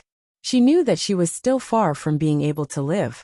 Seeing Hua Jinyao's pale face, she still tried to comfort him. Hua Jinyao, you forgot one thing. What? You didn't bring the delivery bag. The delivery kit had been prepared at home, but Hua Jinyao had only been focused on taking her to the hospital and hadn't brought it with him. Then what should we do? Hua Jinyao didn't even dare to slam on the brakes and slowed down the car. His face was full of anxiety. What should we do? Don't be so nervous. Don't worry, my mom will bring it over. Now you just have to concentrate on driving.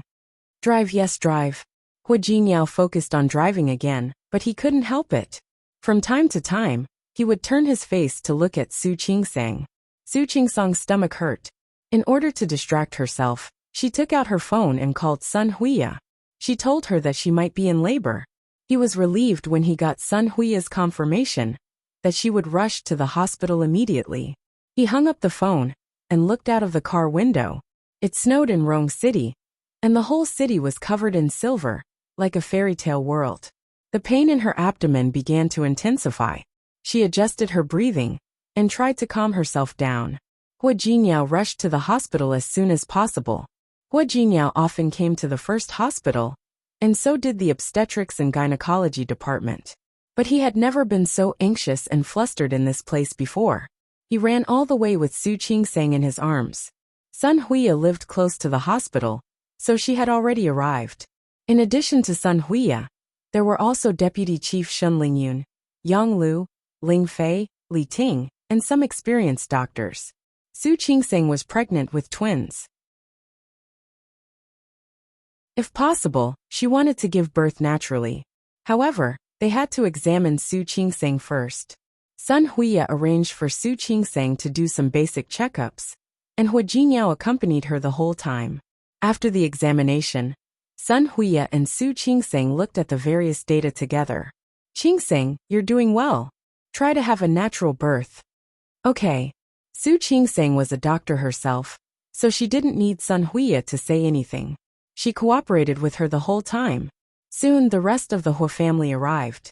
Old Master Hua Mingguang and his wife, and the Li family. Li Qianxue looked at Su Qingsang, her eyes full of worry. Qingsang, how are you? Would it work? Why don't we cut it open? Li Qianxue didn't care about anything else. She only wanted her daughter to be fine.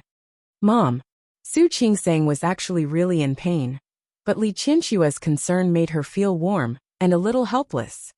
Dr. Sun said that the situation is very good. I can give birth on my own. Don't try to persuade me. But, Mom, don't worry. I'm a doctor myself. I know what's best. I won't joke around with my body. Then I want to go in with you. Mom, don't accompany me. Grandpa is still here. Don't you want to accompany Grandpa? Don't worry. Director Sun and Director Shun are very experienced. They have also delivered many twins.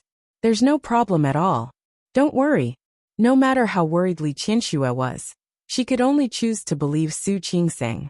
Su Qingsang planned to go into the delivery room. She had been there many times. Every time, she gave birth to someone else's child.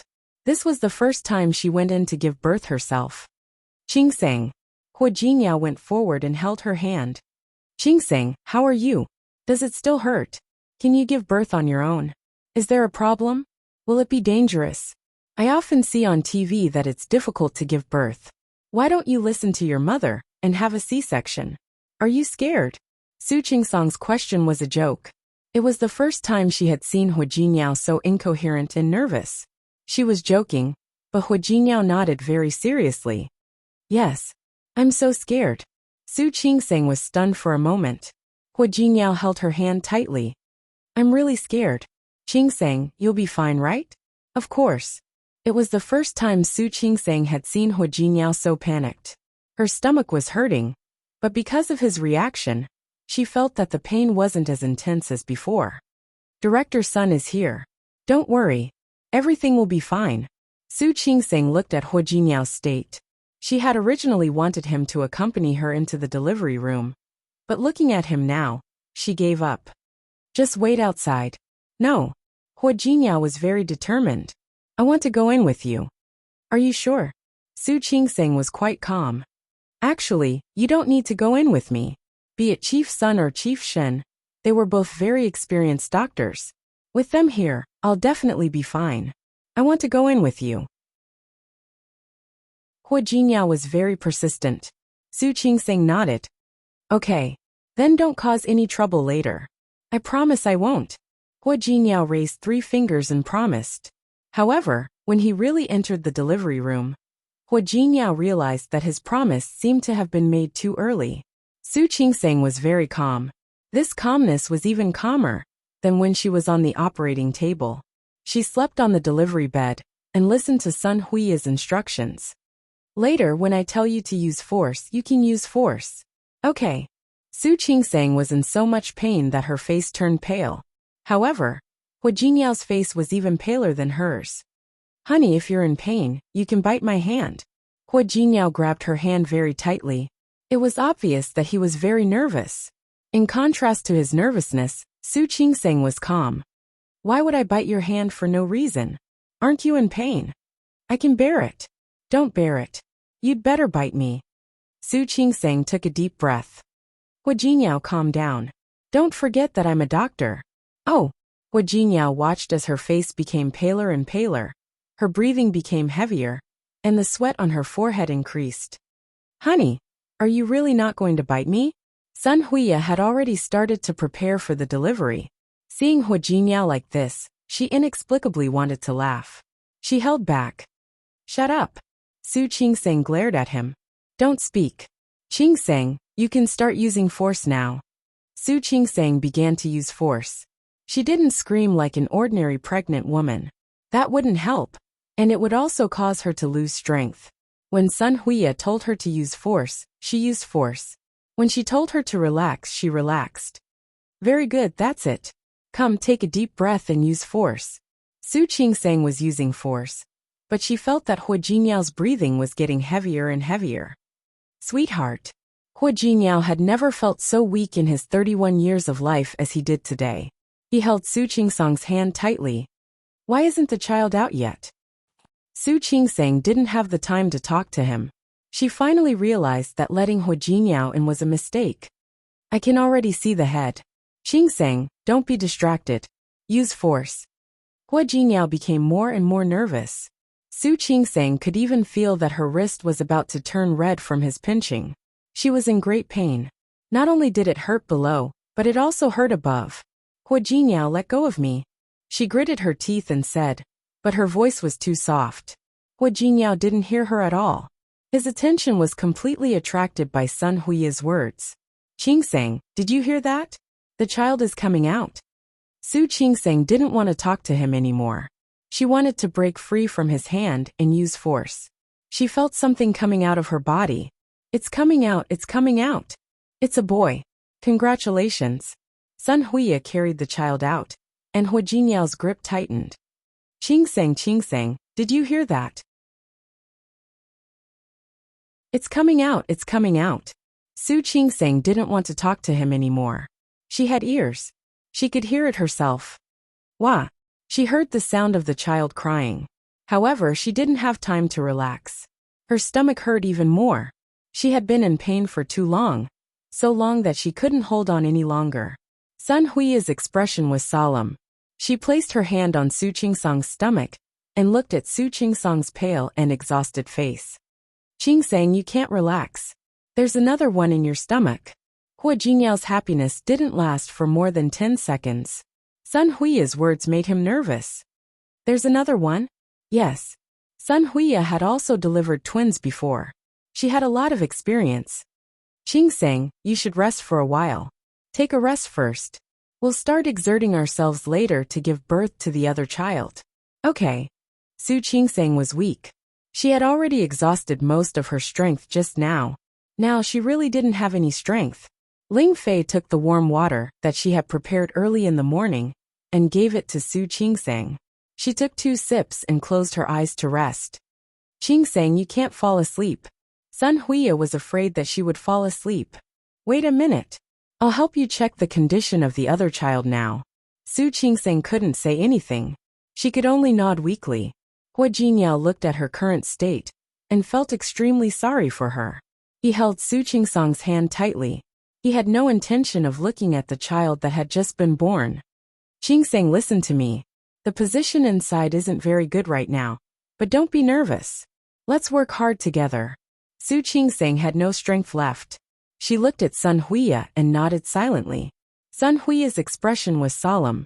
Giving birth to twins naturally was a relatively difficult thing. It required both children to be in a normal position with their heads down. But now that one child was out, the other child's arm was exposed first. She and Shen Lingyun looked at each other and saw the solemn look in each other's eyes. Su Qingseng really didn't have any strength left. The pain in her stomach was even worse than before. It was as if a knife was constantly stabbing her abdomen, and the pain even made large drops of sweat fall from her forehead. Sun Huiya placed her hand on her abdomen, trying to artificially adjust the position of the fetus. Su Qingsang was in so much pain that her body twitched. Hua Jinyao felt that he was about to faint. He couldn't care about the child at all. All his attention was on Su Qingsang. Qingsang? Qingsang, how are you? Are you okay? Su Qingsang couldn't respond to him. She was in so much pain that she didn't have any strength at all. Director Sunday. Child, can you turn around? He gritted his teeth and asked these two questions. Then, he met Sun Huiya's solemn face. I'm trying to help you adjust the position of the fetus.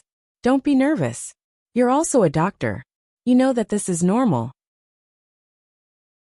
Su Qingsang had checked the information before. If some twins had a natural birth, it would take a long time before they could be born. In the past, almost none of the twins that she had delivered had a natural birth. They were all delivered by cesarean section. Since she had planned to have a natural birth, it wouldn't be as easy as a cesarean section. She closed her eyes to rest. She was extremely sleepy, in pain and tired. She almost couldn't hold on any longer. When she was a doctor, she knew that pregnancy and childbirth were very difficult, but she didn't expect it to be so difficult. Qingsang, wake up. Don't sleep. She heard Sun Huiya's voice in a daze. Not only him, but Hua Jinyao's voice was also heard. She wanted to open her eyes, but it was very difficult. She couldn't open her eyes at all. Her body hurt so much that she didn't even have the strength to open her eyes. Qingsang, wake up. The child is coming out. You have to cooperate with me.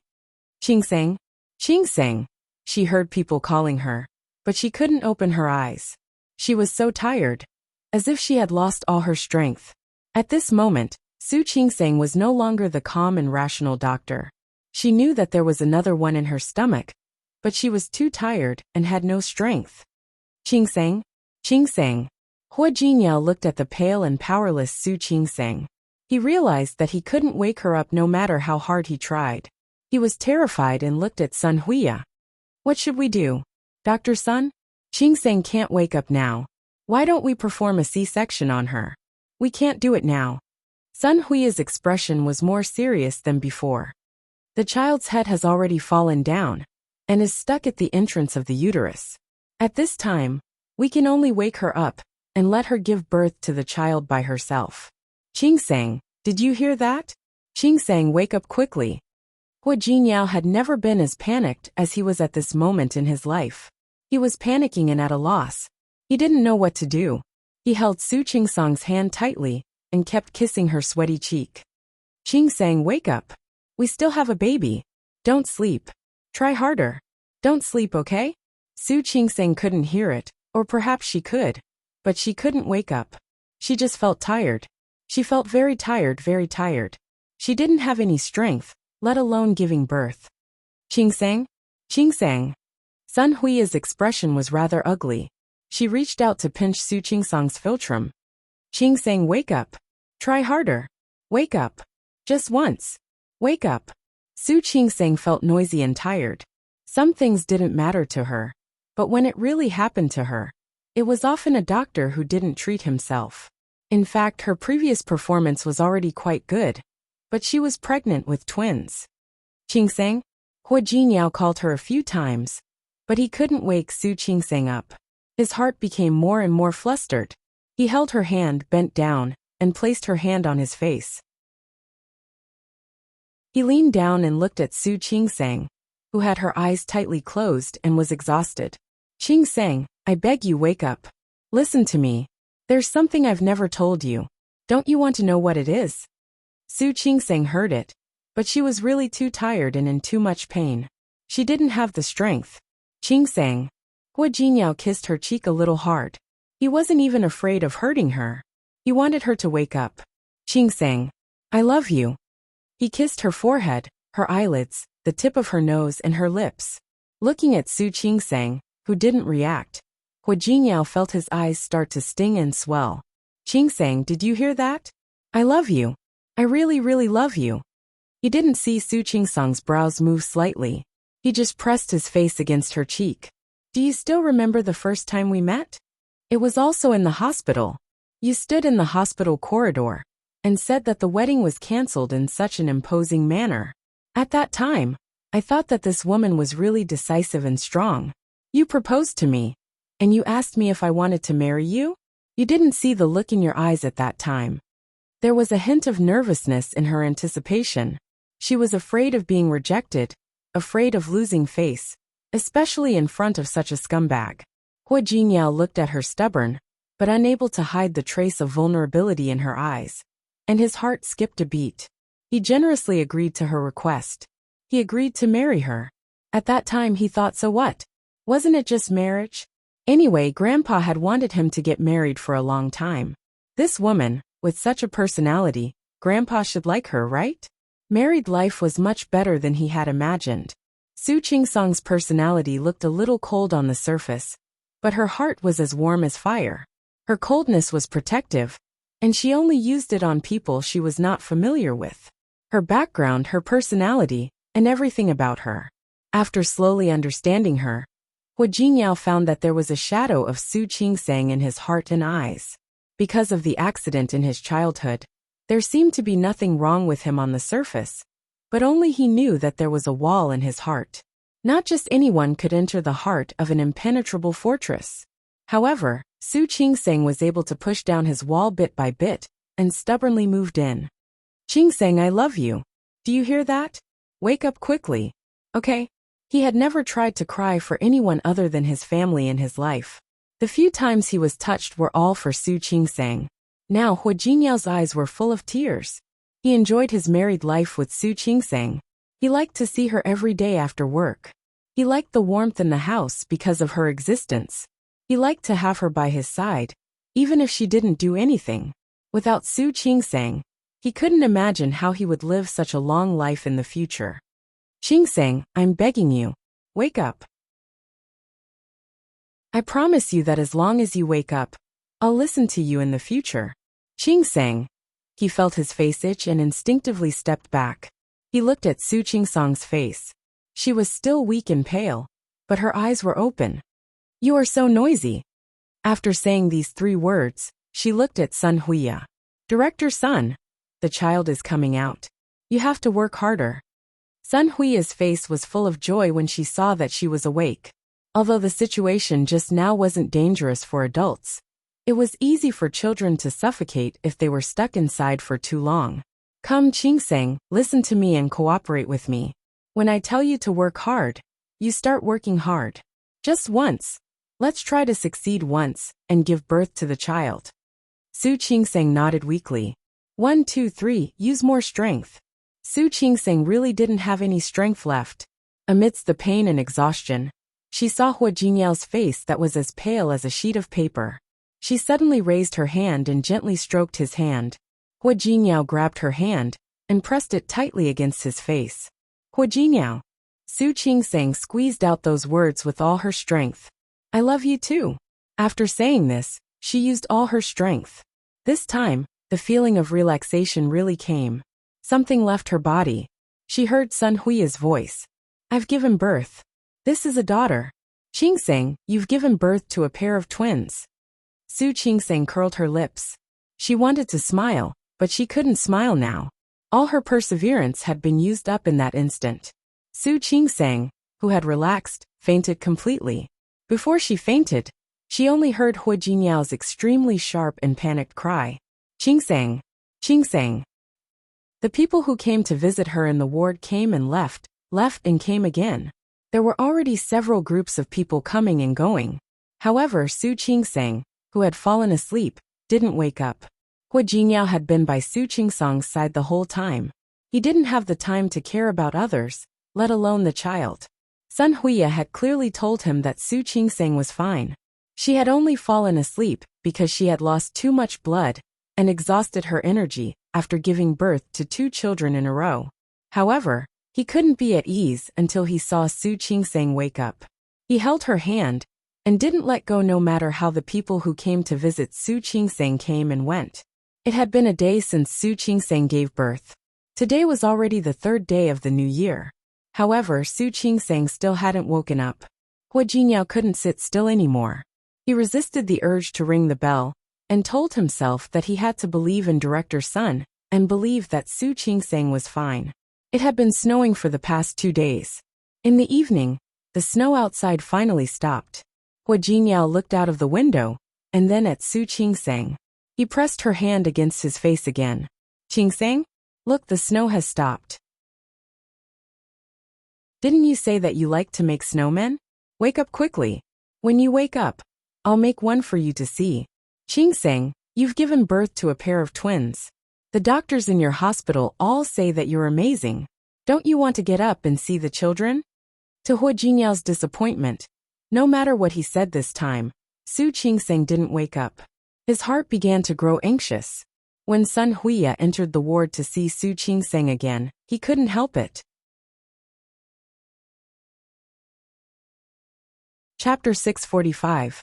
You know, when Qingsang gave birth, she wasn't in a good state, and she lost so much blood. This will make your body weak, and you need to rest. Just because she needs to rest doesn't mean that she's unconscious, right? Hua Jinyao was really anxious. Didn't you say that she's fine? Since there's no problem, why isn't he waking up? I only said it's not a big problem. I didn't say she can wake up immediately. Then how will she wake up?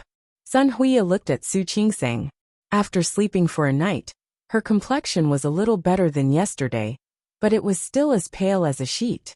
The birth of the twins had greatly damaged Su Qingsang's vitality, so it was normal for her to be like this. However, looking at Hua Jinyao's anxious and worried expression, Sun Huiya didn't know what to say. Don't be too nervous. Maybe he'll wake up tomorrow. Tomorrow? You still have to wait until tomorrow? How could Hua Jinyao wait? He couldn't wait an hour, not even a minute. Li Qianxue looked at Hua Jinyao. She was shocked by Hua Jinyao's performance in the past 2 days. However, looking at Hua Jinyao's unshaven face and wrinkled clothes, she couldn't help but step forward and ask. Jinyao, since the doctor said that Qingsang will wake up tomorrow, you can just wait for another day. You see, you can't help much even if you stay here. Why don't you go back and tidy yourself up first? Hua Jinyao stood there without moving. He didn't want to leave Su Qingsang's side for a minute. Lu Tongjia was there as well, followed by Ms. Zhou. Ms. Zhou was carrying a lunchbox and a bag. Jinyao, my in-laws have a point. How can you look like this? Go tidy yourself up. As she spoke, Aunt Zhou stepped forward and handed the bag to Hua Jinyao. I've packed a few sets of clothes for you. You can go into the bathroom to take a shower and change your clothes. Even if you don't think about yourself, you should think about the child, right?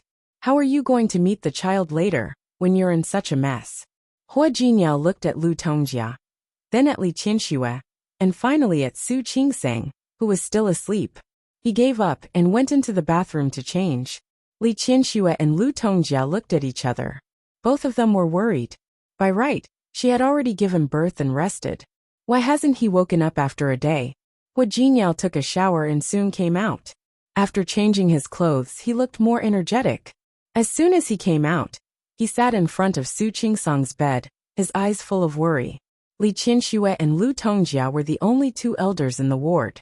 Old Master Li, Hua Jinyao, and the others had accompanied him for the whole day and most of the night. In the end, he couldn't take it anymore and went back to rest. Sun Huiya looked at Hua Jinyao's side and left. At night, the elders all went to sleep. However, Hua Jinyao refused to go to bed. He also refused to let the caregivers or the aunties take care of Su Qingsang. He had not taken a look at the child since it was born, and he did not want to. He just stayed with Su Qingsang and refused to leave no matter what. Qingsang, don't you want to wake up and see our child? You see, you haven't seen them yet. Although I haven't seen it either. Su Qingsang fainted not long after she was born. When the second child was finally born, Su Qingsang was completely exhausted. She couldn't wake up. So don't expect me to tell you what the 2 children look like. I haven't seen them either. Do you want to wake up soon? And then come see them with me? Qingsang, you were the one who asked me to be a father. I hope that I can experience all the first times in my life with you. His eyes were a little red. He didn't want to sleep. He gently placed his face beside Su Qingsang's arm. He just looked at her sleeping face. Honey, I'll wait for you. When Su Qingsang opened her eyes, She felt that her body was limp, and she had no strength at all. She seemed to have had a long sleep. When she woke up, her spirit needed to recover bit by bit. She saw sunlight shining in the ward, and there was snow on the windowsill. The sunlight refracted on the snowflakes, shining with crystal clear light. It was exceptionally beautiful. Following the light, she saw the top of his black hair. Hua Jinyao was sleeping by her bed. His face was covered with stubble. There was also a circle of darkness under his eyes. She remembered hearing a lot of words when she was asleep. When she woke up, she didn't remember it clearly. She only remembered that Hua Jinyao said that he loved her. She raised her hand and gently stroked the top of his hair, then moved it to his face. As soon as her hand touched Hua Jinyao's face, he grabbed it. He raised his head and looked at her with wide eyes. There was obvious surprise in his eyes. "You're awake. Qingseng, you're awake?" Su Qingseng wanted to speak, but she couldn't. Her throat was so dry. Hua Jinyao poured her a glass of warm water and watched her drink it. Su Qingseng felt much better. Only then did she see Hua Jinyao's appearance clearly. He looked even worse than when he was asleep. "So ugly," Su Qingseng complained. She looked at his red, dark circles and stubble on his face. "You're not handsome anymore. You're awake. You're awake." Hua Jinyao didn't have time to pay attention to her teasing. He could only express his feelings by kissing her palm continuously. "You're awake, Qingseng, you're awake. It's really great. You're awake. Where's the child?" Su Qingseng felt her stomach was empty. Only then did she remember that she had given birth to the child yesterday. "How's the child?" "I don't know." "You don't know? You fainted after giving birth to the child. I didn't have time to take care of the child." Hua Jinyao couldn't hide his worry. Su Qingseng stared at him with her eyes wide open. Why are you like this?" "Then I've been sleeping for so long. You should at least take a look, right?" "No." Hua Jinyao was very willful. He held Su Qingseng's hand tightly, and the expression on his face was rare. "If you hadn't woken up, I would have sent them away." "Hua Jinyao." Su Qingseng was angry. She glared at Hua Jinyao for a long time, and finally said helplessly, "Forget it. Bring the child to me now." "It seems to be in the incubator." Hua Jinyao wasn't sure. In fact, he hadn't cared about the child since it was born. He had focused all his attention on Su Qingseng. "Is the child okay? Why is it in the incubator?" Su Qingseng's face was full of worry. At this moment a voice sounded. "Don't listen to his nonsense. The child is fine. The eldest went back to the nursery for observation yesterday, and the second is still in the incubator. Don't worry, everything is normal. I only let it stay in the incubator to ensure that it's safe." "Mom!" Su Qingseng saw Li Qianxue coming. She was carrying a big bag in her hand. Seeing that Su Qingseng had woken up, Li Qianxue heaved a sigh of relief. To be honest, if Su Qingseng continued to sleep, she wouldn't be able to take it. "I didn't expect you to wake up so early. It just so happens that there's breakfast here, and the soup I asked the auntie to make.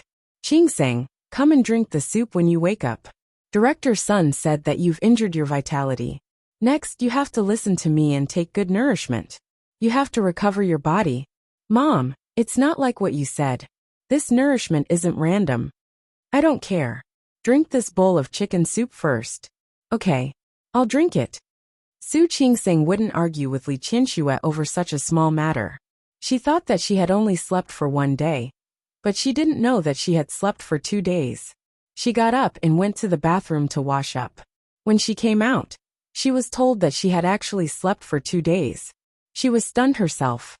"That's impossible, right? I've always thought that I was in good health. You're still talking about it.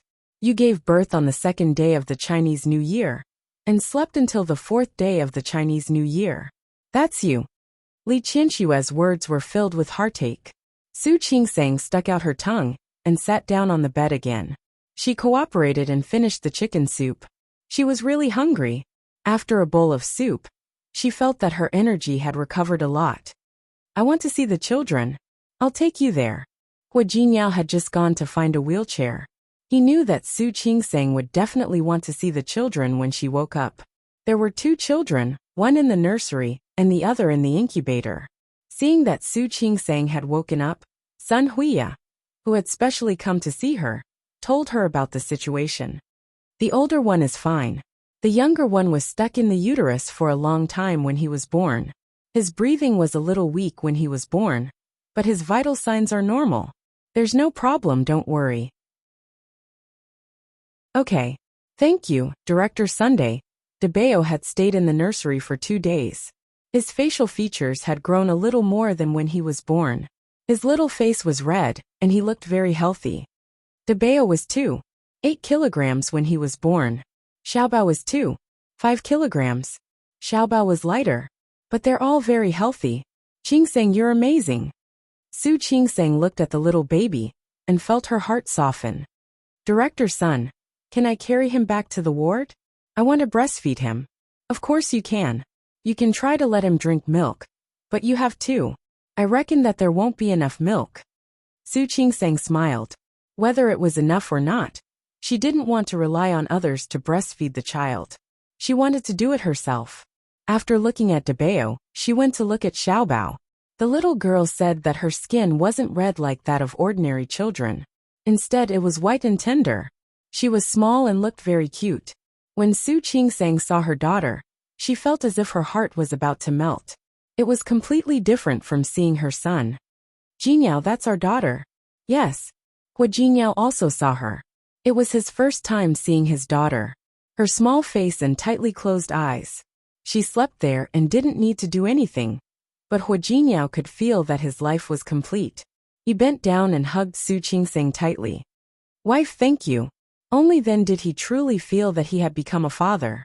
A son, a daughter, and Su Qingseng. They would be his entire world now and in the future. Thank you. You're welcome. Su Qingseng smiled. She glanced at Sun Huiya. Does she need to be observed for a long time? No need. She can leave the incubator tomorrow. Sun Huiya smiled. Your daughter is like you. She's also very strong. Su Qingseng smiled so much that her eyes narrowed.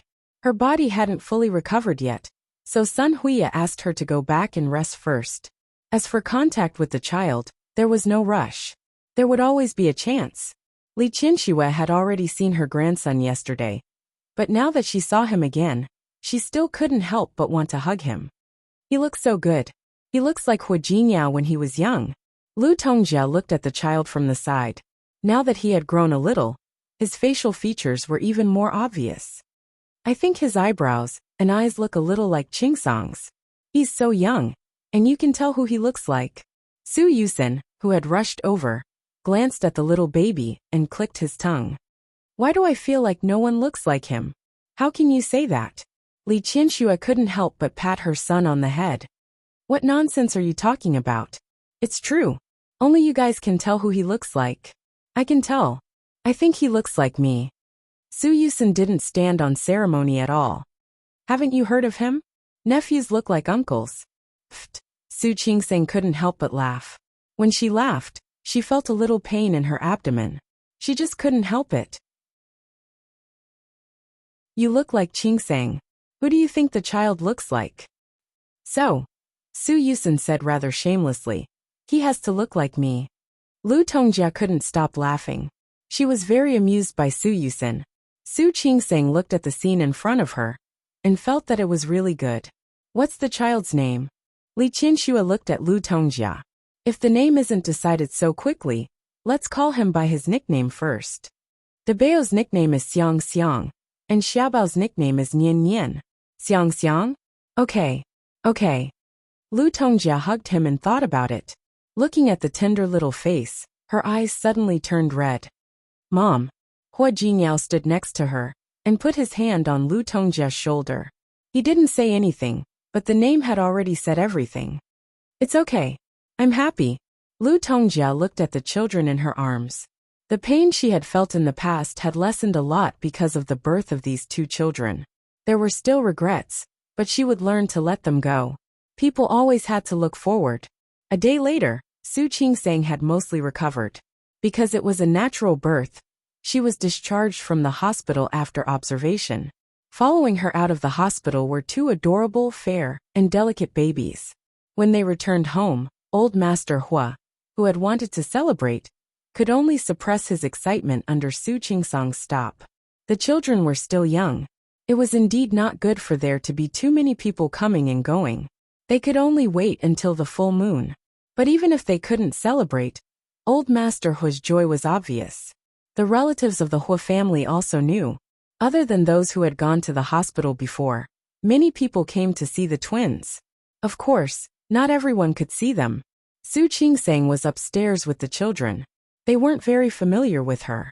They only knew that Su Qingsang had given birth to a pair of twins, but they couldn't see the two children. If Su Qingsang was alone, she wouldn't be able to take care of the two babies. Even with Li Qinxue and Lu Tongjia, it was the same. What would they do? The Hu family hired 2 nannies and 2 aunties to take care of the 2 babies. Li Qinxue took advantage of the New Year's holiday to stay. Every day, she looked at her grandchildren and felt her heart soften. After the 7th day, Su Yusin and Old Master Li returned to Lin City first. Li Qinxue continued to stay, wanting to spend a few more days with her daughter. Hu Jinyao returned to work. Although he wanted to spend more time with Su Qingsang and her children, there were still things in the company that he needed to deal with. However, he didn't go out to socialize at all. If there was anything, he would leave it to Yang Wenchang and Zhang Yang. If he really needed to make a decision, he would go to the company. He even threw some of the work to Hu Mingguang. And he called his behavior, accompanying the children during the confinement period. Hu Jinyao learned how to be a stay-at-home father. There were nannies and aunties at home, but most of the time, he preferred to do it himself. He still remembered how he felt the first time he hugged Xiang Nian. He also remembered how he felt the first time he hugged Nian Nian. When the 2 children were in his hands, he felt as if he had hugged the world. The honor of changing diapers for the first time fell on Xiang Nian. Perhaps it was because as the older brother, his body was better than his sister's. Xiang Nian ate more. In just a few days, he had already distanced himself from Nian Nian. His face was red, and he looked energetic. He cried loudly. Sometimes, when he cried, it felt as if the entire floor could hear him. When he cried for the first time, Hu Jinyao was still a little confused. He understood that the child had only peed on his body, so he personally changed the child's diaper. He was a little clumsy, but he was especially careful.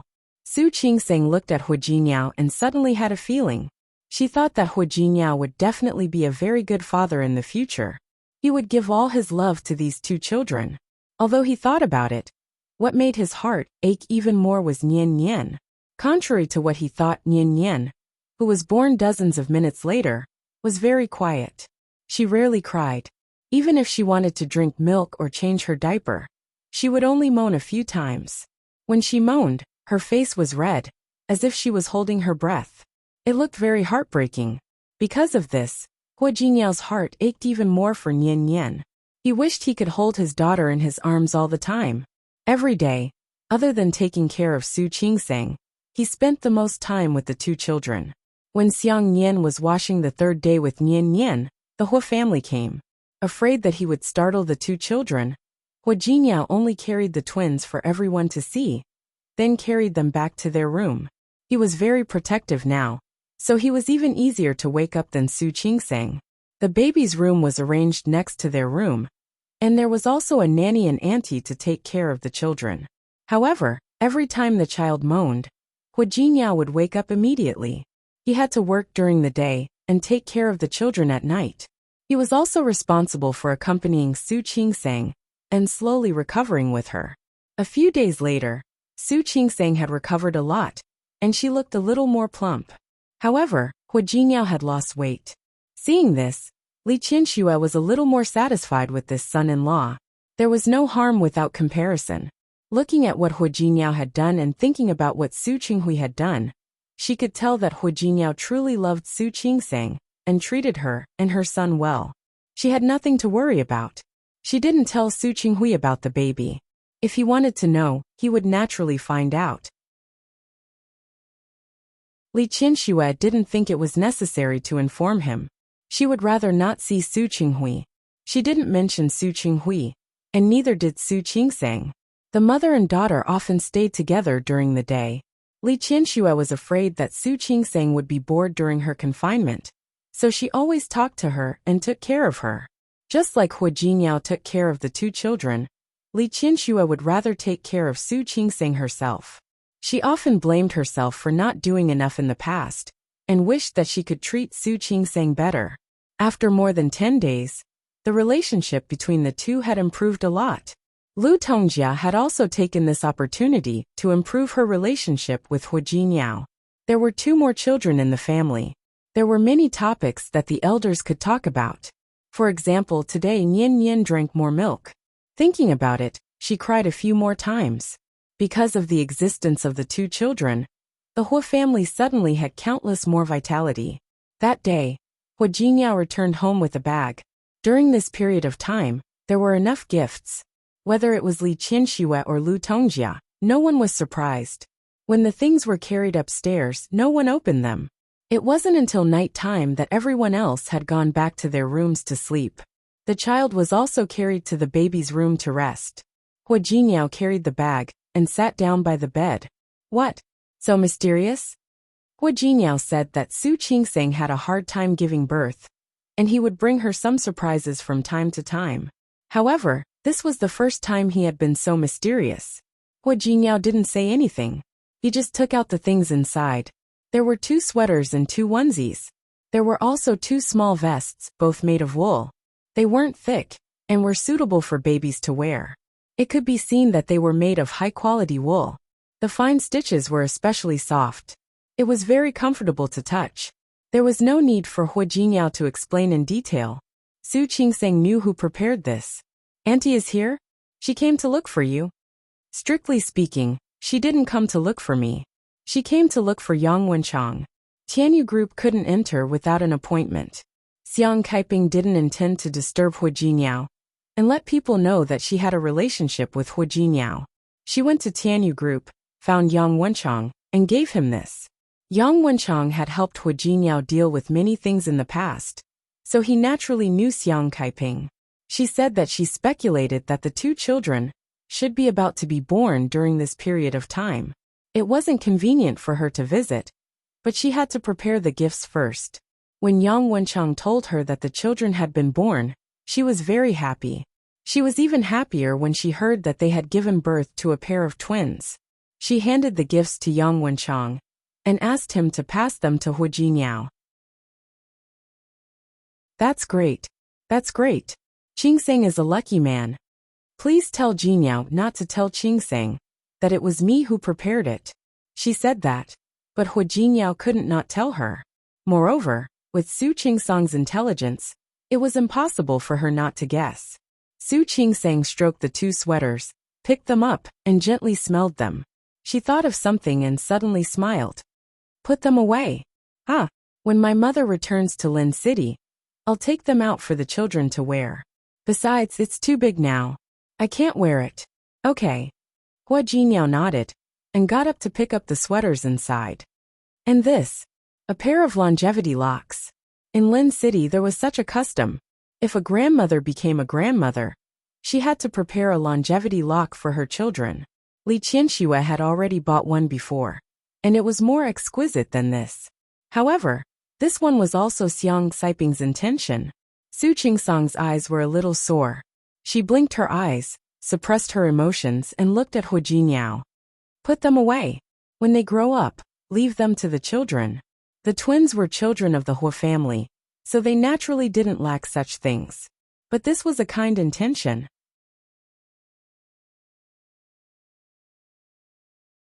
Chapter 646.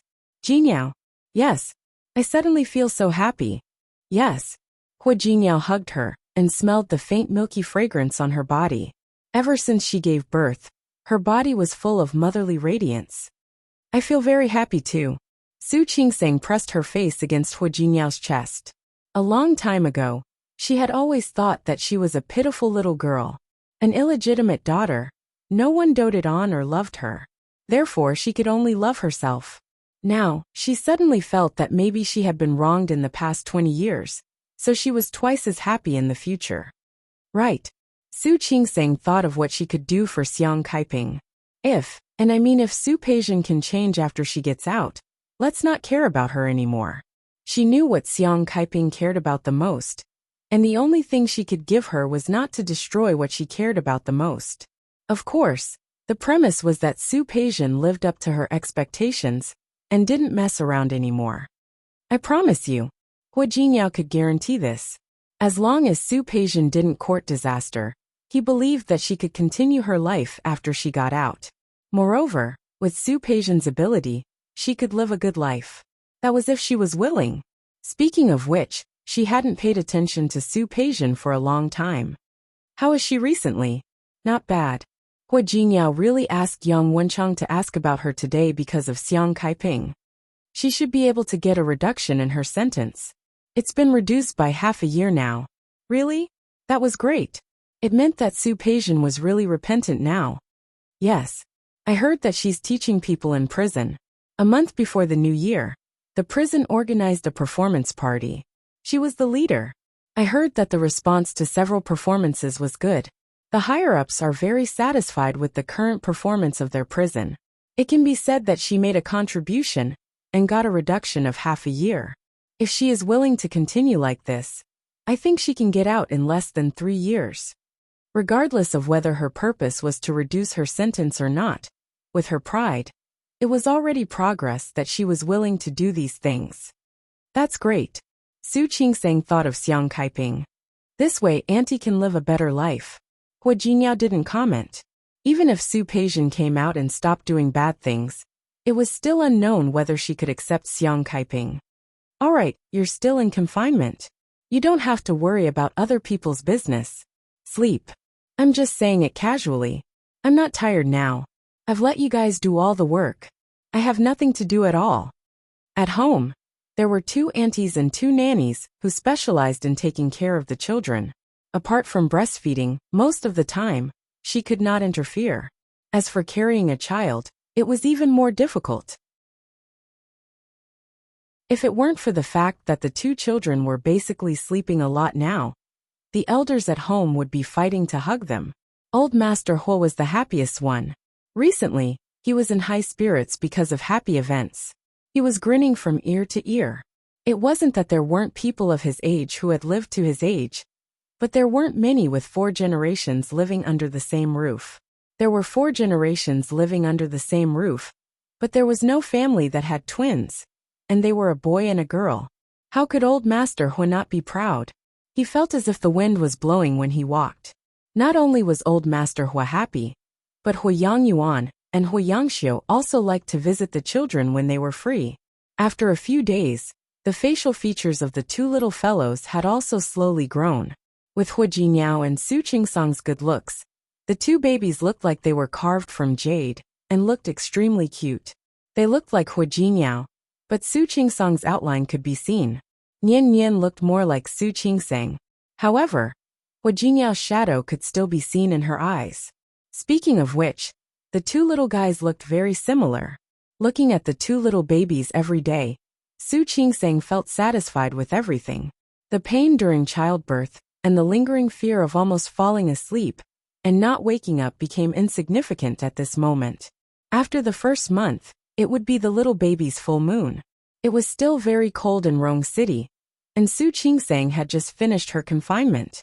She didn't want to celebrate too much, so she told Old Master Hua that she just wanted to treat her family to a meal to celebrate. How could Old Master Hua be willing?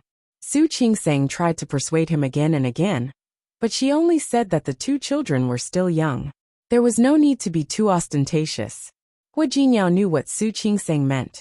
The children were still young, and it was cold outside. If they wanted to hold a big party, they would have to bring the 2 children out to meet people.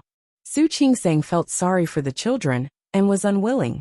With Hua Jinyao's help to persuade her, and Lu Tongjia also felt that they were still young. Old Master Hua could only take a step back. It was fine if they didn't have a banquet for the small full moon, but they had to hold a big one for the big full moon.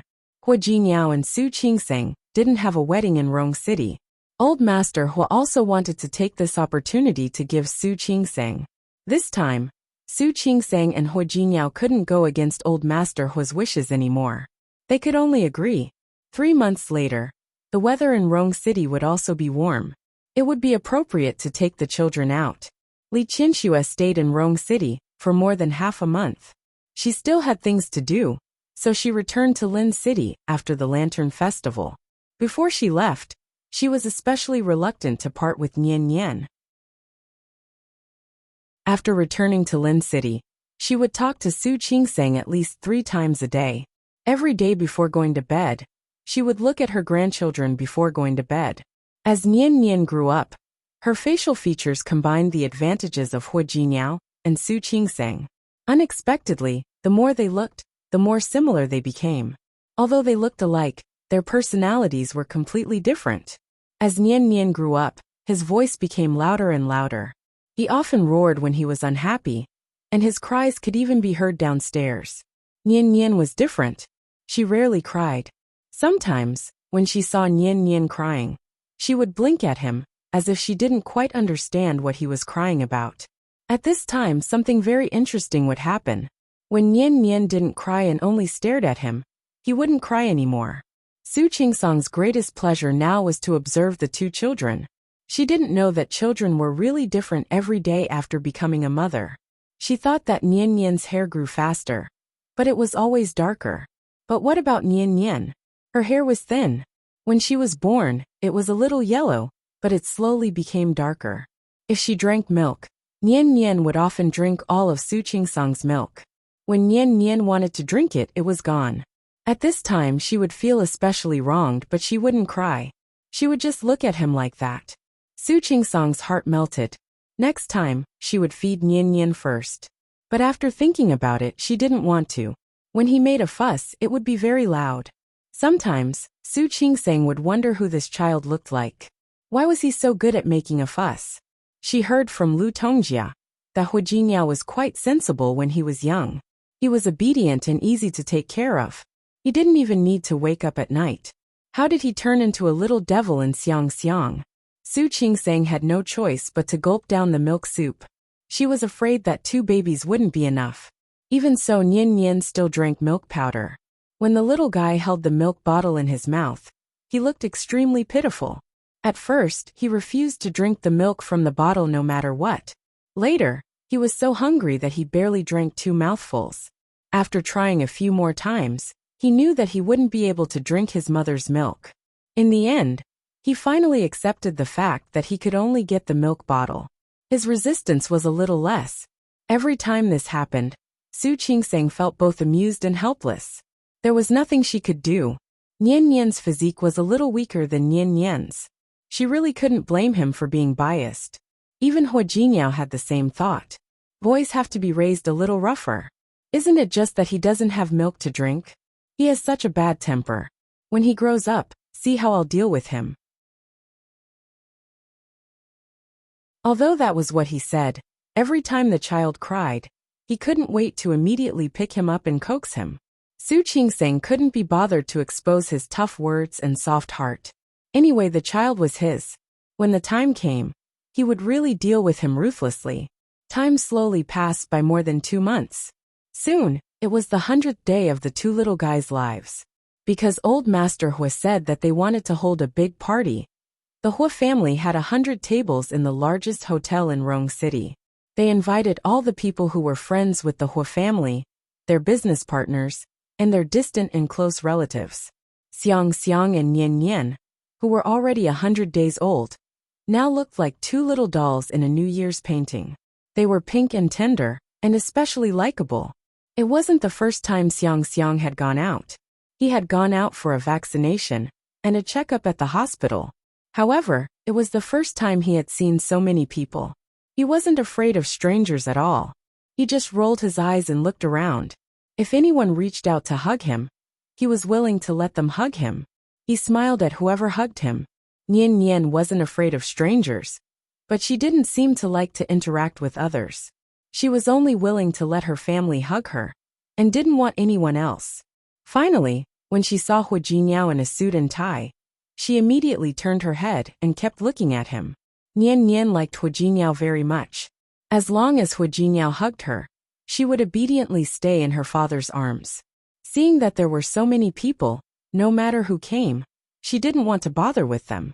She just buried her face in Hu Jiniao's arms. The others were fine. but Hua Jinyao's group of childhood friends had all come. Wan Xianying loved to play, and Tang Mohan was also very lively. The group of people looked at the two little babies with envy and jealousy. Xiang Xiang was fine. He was willing to be hugged by anyone. Nian Nian couldn't do it. She refused to let anyone hug her.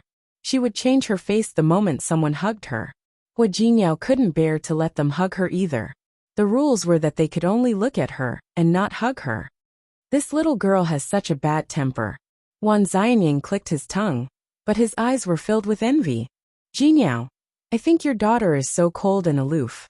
I don't know which kid will be able to catch up to her in the future. Tang Mohan looked at Hua Jinyao's two treasures with envy. To be honest, among these childhood friends, Hua Jinyao was the luckiest one. He went to open a branch office somewhere else, and he came back with a wife.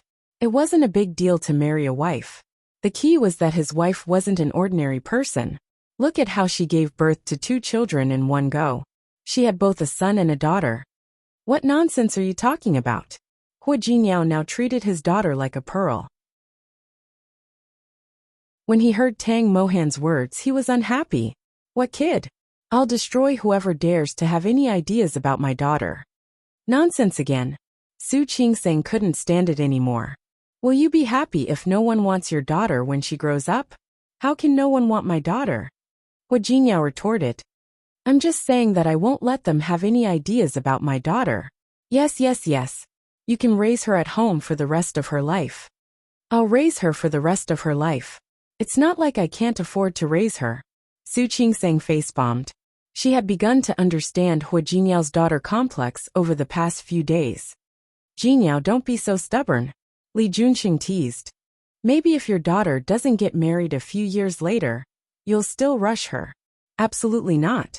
Hua Jinyao couldn't bear to part with her. I can't bear to hand my daughter over to those brats. Su Qingseng laughed and didn't want to talk to this person. How old was Nian Nian now? Why was he thinking so far ahead? Sure enough, when Li Junxing and the others heard Hua Jinyao's words, their eyes were filled with ridicule. Wan Xianying stepped forward and patted Hua Jinyao on the shoulder. I regret not getting married earlier. Otherwise, I would have had a son. When I grow up, I'll chase after your daughter. Don't be in a hurry. It's not too late for you to have a child now. Cheng Xianyan watched the show and didn't mind the matter getting bigger. Hurry up and work hard. Xianying isn't the only one who can work hard. I can say that about me too. Tang Mohan joined in the fun. I'll hurry up and get married. When the time comes, we'll get married when we're kids. Get lost. Hua Jinyao didn't continue the conversation. All of you stay away from my daughter. The group of people laughed. It could be seen now. In the future, Hua Jinyao would definitely be a daughter lover. He wouldn't be able to run away from being a protective maniac. The banquet began, and old master Hua went on stage to speak. He was very happy today. At this age, he had everything. He liked to see the family prosper. Today, I'm sure everyone knows why I've invited all of you here. I'm not talented, but I'm indebted to everyone for taking care of me in Rong City all these years. Thank you for coming. He was being polite, but no one really thought that he had anything to take care of the Hua family. Everyone knows that this burden has to be passed down from generation to generation. What is passed down? It's people. Here, I want to thank my granddaughter-in-law first. Thank her for bringing such a cute pair of twins to our Hua family. Thank her for going through so much hardship, so that I can be promoted to be your great-granddaughter. I once said that my grandson, Hua Jinyao, as a man, the most insightful thing in his life is to marry a good wife. At this moment, there was laughter below the stage. Old Master Hua waved his hand and continued. My granddaughter-in-law Su Qingseng is not only a good partner of Hua Jinyao, but also a good daughter-in-law of the Hua family.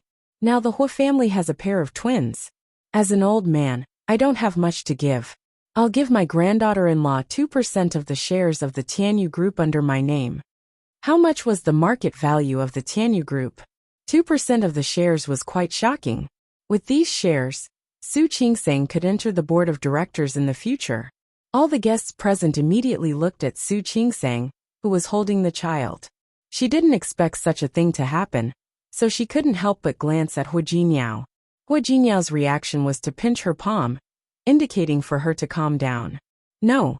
Why would I want the shares? Su Qingseng said in a low voice.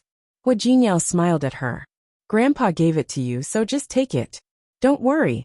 If you feel that it's too hot, you can give it to the two children in the future. While they were talking, Old Master Hua had already told them about the gifts for the twins. There were 2 properties under his name, plus 2 funds worth more than 10 million yuan. Jinyao, isn't Grandpa giving too much? They were still 2 children. They didn't know anything, and didn't know anything. So what if he gave it away? Don't think too much about it. Since these things are from Grandpa, just take them. But Su Qingseng wasn't timid. She looked around. Almost all the relatives of the Hua family were here today.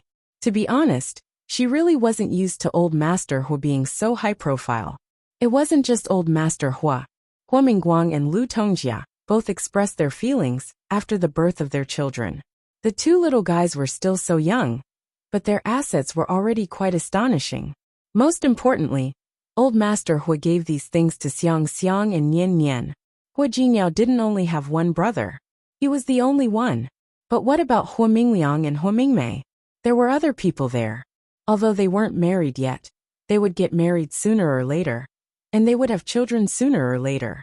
Old Master Hua was so high profile that other people would probably be jealous if they saw it. Silly. Hua Jinyao leaned over. You're worth it, and so are the children. Su Qingseng knew that she couldn't change Old Master Hua's mind. She looked at Hua Mingguang's family at the other table. Hua Yifan was still in prison, and Hua Yang and Hua Manzi were sitting with their parents. Of course, they couldn't cause any trouble on such an occasion. However, their expressions couldn't be considered happy. Ignore them.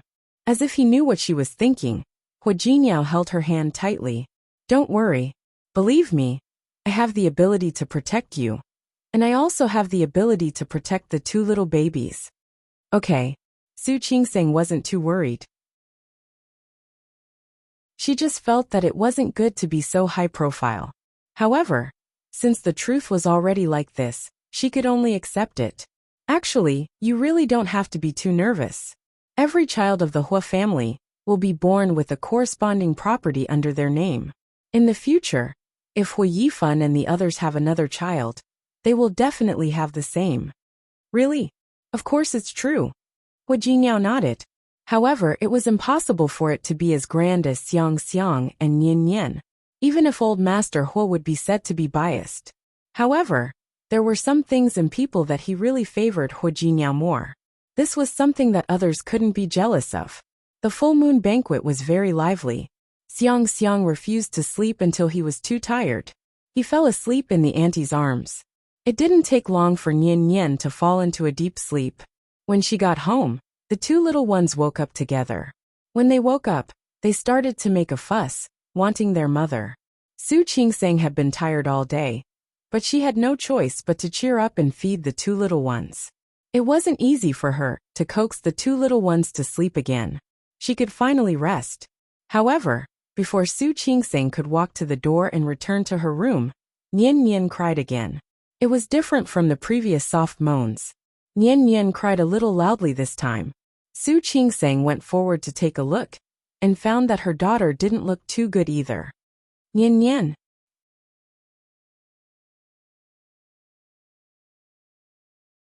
Chapter 647. In the past few months, although Nian Nian didn't eat as much as she thought, her body had always been healthy. Su Qingseng told herself not to be anxious. It might just be the child's normal crying. Nian Nian had always been obedient and never made people worry. Now, she was crying so hard that her face was red. The auntie and the nanny were both there. They went forward to take a look. Could she be feeling unwell? Or did she get a stomachache? That's impossible. It's all milk. What can she get sick from eating? Could it be that he's shocked? Why are there so many people today? It's possible. In our hometown, we usually don't carry children out easily, because we're afraid of being shocked. Hearing the auntie's words, Su Qingseng became more and more anxious.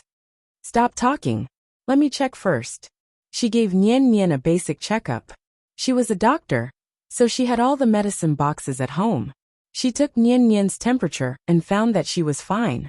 She then checked her respiratory tract and other things. At the same time, she changed her diaper and fed her milk. However, the child was still crying. While Su Qingseng was in a mess, Hu Jiniao arrived. "What's wrong?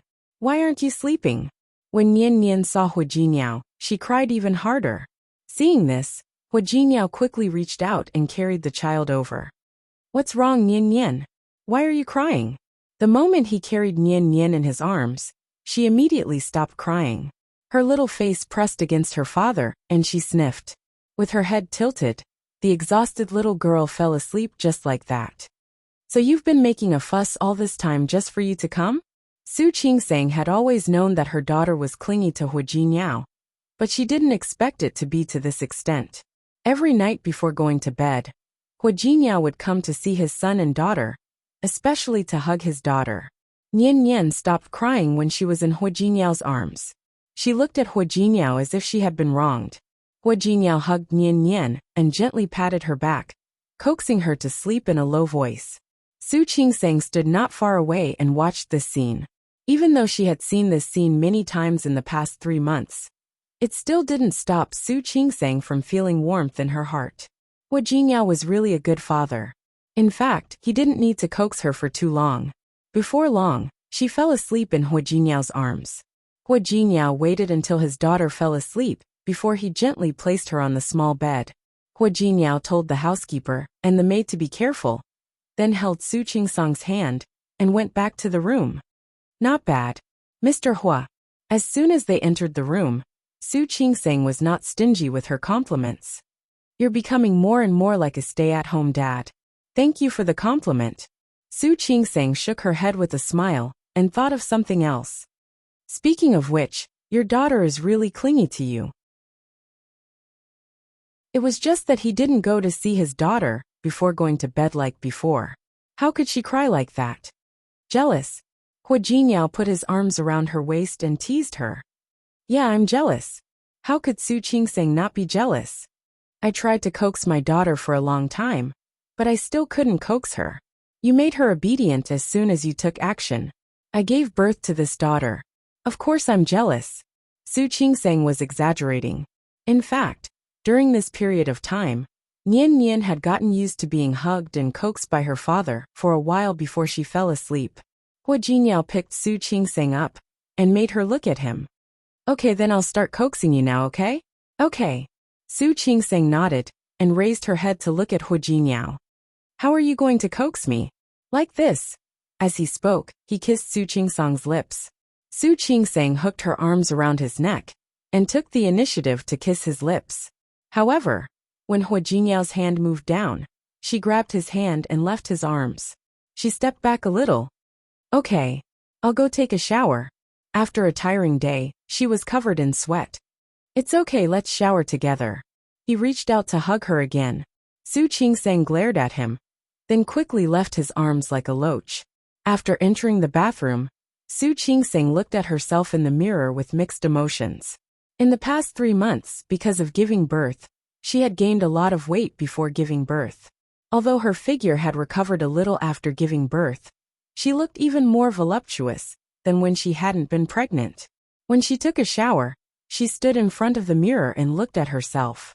Su Qingseng pinched the small circle on her lower abdomen that hadn't been completely eliminated in time. She looked a little depressed. "What's wrong?" Hu Jiniao, who had just entered the door, saw Su Qingseng looking at herself in the mirror. The expression on her face definitely couldn't be considered happy. "Hu Jiniao." Su Qingseng wasn't usually such a lack of confidence. Logically speaking, she had given birth naturally and could recover very well. However, she was pregnant with twins after all, so it would take a little longer than ordinary people. "Look at me, I've gained so much weight." He didn't know if he could recover. If he continued to be like this, he would really look ugly. "How did you gain weight?" Hu Jiniao placed his hand on her abdomen. Indeed, there was a small circle of flesh. "I think this is just right. My hand feels much better." "Hu Jiniao, I'm serious." "I'm serious too." Hu Jiniao's hand moved up rather naughtily. He looked at Su Qingseng's face in the mirror and kissed the back of her neck. "Especially the hand here. It doesn't feel too good." "You, wife. In the past few months, he had been understanding that she had just given birth, and it was hard for her to take care of the baby every day. He had been a vegetarian for a long time. No matter what, don't even think about escaping today. I'm already like this. Su Qingseng looked at the flesh on her abdomen that hadn't completely disappeared. She was really depressed. She could have recovered better, but during this period of time, in order to let the baby have enough milk, she hadn't stopped feeding the milk soup. She ate a lot, so it would be strange if she wasn't fat. She even despised herself for being like this. Hua Jingyao looked at her, turned her body around, and looked at her very seriously. Wife, in my heart, you're the most beautiful. What's more?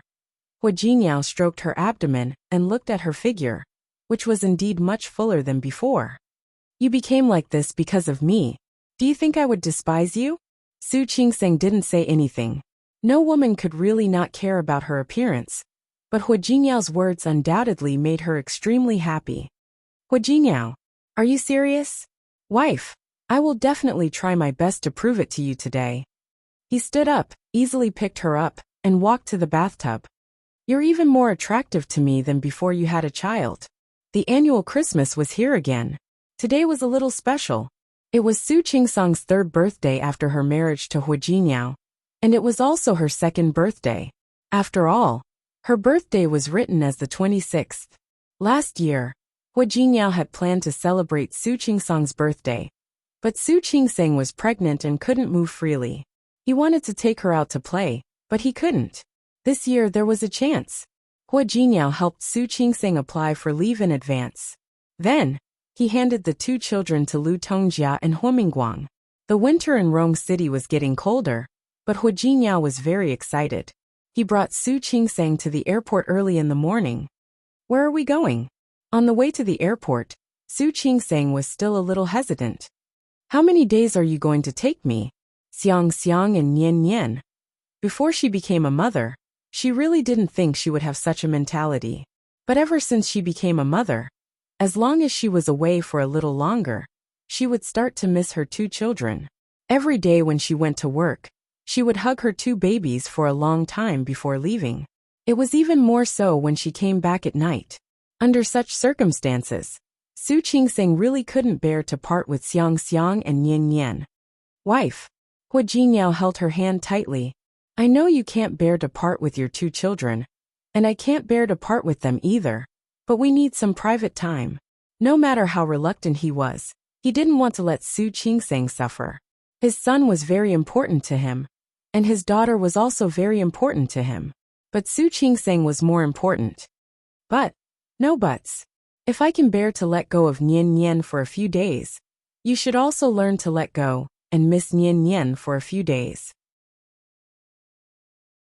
Su Qingsang's lips moved, but in the end, she could only listen to Hua Jingyao. When they arrived at the airport, they didn't go to the waiting room. Instead, they took the VIP passage and went straight to the boarding gate. Hua Jingyao wasn't in a hurry to get on the plane. Instead, he held Su Qingsang's hand through the huge glass wall. Actually, the gift I want to give you is here. So I want to bring you to take a look. What? What gift would be at the airport? Look carefully. Hua Jingyao pointed outside, and Su Qingsang followed his finger. There was a plane parked there. There were cyan cloud patterns on the white fuselage. Following the long cloud patterns, she saw three very eye-catching words on it. Qingsang, it's for you. Hua Jingyao hugged her waist and pressed his chin against her neck. Do you like it? Su Qingsang blinked. Even though she had received many gifts over the years, she had never thought that she would receive a plane one day. You, Hua Jingyao, aren't you exaggerating? I'm not exaggerating. Hua Jingyao didn't think he was exaggerating. Wife, with this plane, next time, you can fly wherever you want. For example, if you want to go to Lin City to see your mother, you just need to call Wenchang and ask him to arrange it. You can go back to see your mother at any time. That was too exaggerated. Su Qingsang turned to look at him. She was in a state of complete shock. Let's go. Where to? Didn't I say to go to Lin City to see your mother? Hua Jingyao told her his plan. We'll go to see your mother first and stay in Lin City for a few days. Then we can fly to the Maldives or the Aegean Sea. You see, we'll go wherever you want to go. By the way, I bought 2 small islands in the Pacific Ocean. Why don't I take you to see them? Stop. Su Qingsing interrupted him. How many days do you plan to take me away? It doesn't matter how many days. Believe me, Mom and Dad will definitely take good care of the 2 little babies. So, you really don't have to worry too much. Su Qingsing wasn't worried, but she couldn't bear to part with them. Ever since the 2 children were born, they had never been separated from her for a day. Besides, don't you miss your mother? Yes. Li Qianxue often flew to Rong City to see the 2 babies when she was free. Not only would she come, but Su Qinghui would also come. But coincidentally, Li Qianxue and Su Qinghui seemed to have a tacit understanding. Except for the time when the children were born, and when they were 1 month old, the 2 of them almost didn't meet. Every time Li Qianxue was about to leave, Su Qinghui would come. Sometimes, when Su Qinghui was about to leave, Li Qianxue would come. The reason for this was, of course, because Li Qianxue didn't want to meet Su Qinghui, so she would ask clearly every time. After spending more time together, their relationship naturally became closer. Speaking of which, the last time Li Qianxue came to Rong City was more than a month ago. Su Qingsing really missed her a little. And sure, Mengwan, you said you wanted to see her last time. Did you forget? Yes, I didn't forget. Then let's go. Go spend time with your mother, and then spend time with your grandfather. See Sher Mengwan and your former colleagues. Then, we'll find another place to fly to and play. Su Qingsing couldn't argue with him. She also knew that in the past year, from her pregnancy to childbirth to the birth of the child, she really hadn't had a good time to relax. Now that she was doing this, she could just treat it as a vacation. Speaking of which, this was her first time taking a private plane. It was indeed as comfortable as she had seen on TV. There was not only a living room, a meeting room, a study and 2 bedrooms on the plane. Su Qingsing sat on the sofa and looked at the wings outside. There were also 3 words on it, Qingsing. This was her plane, a gift from Huijinyao. It was a wonderful feeling. She had never thought that she would one day have a plane. Huijinyao. Thank you. Honey, you never have to say thank you to me. Huijinyao held her hand and said very seriously, I want to thank you. Thank her for appearing in his life. Thank her for bringing him a different life. Thank her for loving him. Thank her for fulfilling his life. Huijinyao. The moment the plane soared into the sky, Su Qingsing hugged Huijinyao's waist. I love you. Honey, I love you too. The Qingsing plane took the 2 of them to another city. It also witnessed the love between the 2 of them. Su Qingsing believed that they would definitely work hard and live a good life. Outer world samsara 3 years later. Hua Yinjin climbed up the cabinet and rummaged around. She didn't find what she was looking for, so she pouted and climbed down from the cabinet. However, her movements were too big. When she got down from the chair, she lost her footing. She was about to fall to the ground. A pair of small hands quickly held her back and steadied her. Hua Yinjin turned around. When she saw Hua Yinjing, she smiled widely and jumped down from the small chair. Brother. Hua Yinjing hugged his little sister, who was about the same height as him, and put her down. What are you looking for? Hua Yinjin pouted again when she heard that. There's nothing left. There's nothing left. You're looking for this, aren't you? Hua Yinjing stretched out his hand, and there were 2 milk candies in his little hand. Wow, brother, how did you find it? Little idiot. Hua Yinjing opened one of the milk candies and put it into his little sister's mouth. I saw it when Mommy hid the candy. Brother, you're so smart. Why didn't I see it? Stupid. Who told you to take a nap? You're the stupid one, Hua Yinjin replied, but she wasn't angry. The candy was so sweet. She opened the other candy in Hua Yinjing's hand and stuffed it into his mouth when Hua Yinjing wasn't prepared. Don't you want it? He knew that his little sister loved candy the most. One for you, one for me. As Hua Yinjin spoke, she looked around and finally made a shushing gesture at Hua Yinjing. We promised Mommy that we wouldn't eat candy. If we only eat one a day now, Mommy won't find out, right? Hua Yinjin said that, but when she finished eating the candy, her eyes began to blink again. Brother, I still want to eat. What should I do? You just said that you would only eat one. Then one more? Just one? Hua Yanjing looked at his sister's little face and helplessly took out another candy from his pocket. Here. Thank you, brother. Brother is the best. Cough. The sudden cough startled Hua Yanjing, and she almost dropped the candy in her hand. She and Hua Yanjing turned around at the same time and found that Hua Jingyao had arrived. Daddy, Daddy. The two little guys threw themselves into Hua Jinyao's arms. He stretched out his arms, one on the left and the other on the right, and picked up the two children. Tell Daddy, what were you doing just now? I didn't do anything bad. Hua Yanjing shook her head quickly. I was playing with my brother. I didn't do anything bad. You didn't do anything bad. Hua Jingyao blinked at his daughter. As she gradually grew up, her features resembled his, but there were still some differences. No. Then what is this? Hua Jingyao looked at his daughter's hand, which was still tightly holding a candy. However, her hand was too small. Even if she held it tightly, she couldn't wrap it completely. Candy. Hua Yanjing lowered her head, but soon raised it again to look at Hua Jingyao. Daddy, I only ate one really. Hua Yanjing raised 3 fingers as if to make a promise.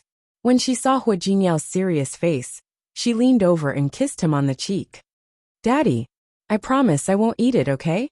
Don't tell Mommy. Okay. Before Hua Jingyao could say anything, Hua Yanjing spoke first. Daddy, I found the candy. I gave it to my sister. If you want to punish me, punish me. But can you not tell Mommy? The two little guys blinked their eyes at Hua Jingyao. He listened to their childish words and hugged their little bodies tightly. His eyes were a little hot. The familiar scene was happening again, after more than 20 years. He buried his face in Hua Yanjing's neck and didn't say anything. Hua Yanjing was a little nervous. She glanced at her brother, and then at Hua Jingyao.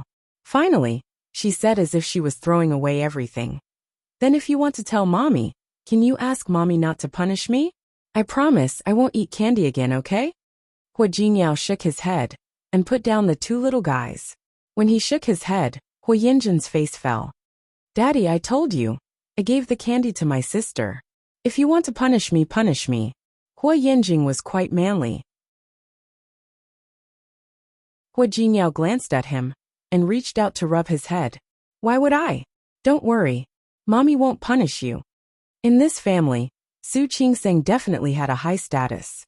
She indeed didn't allow the children to eat too much candy, especially Hua Yanjing.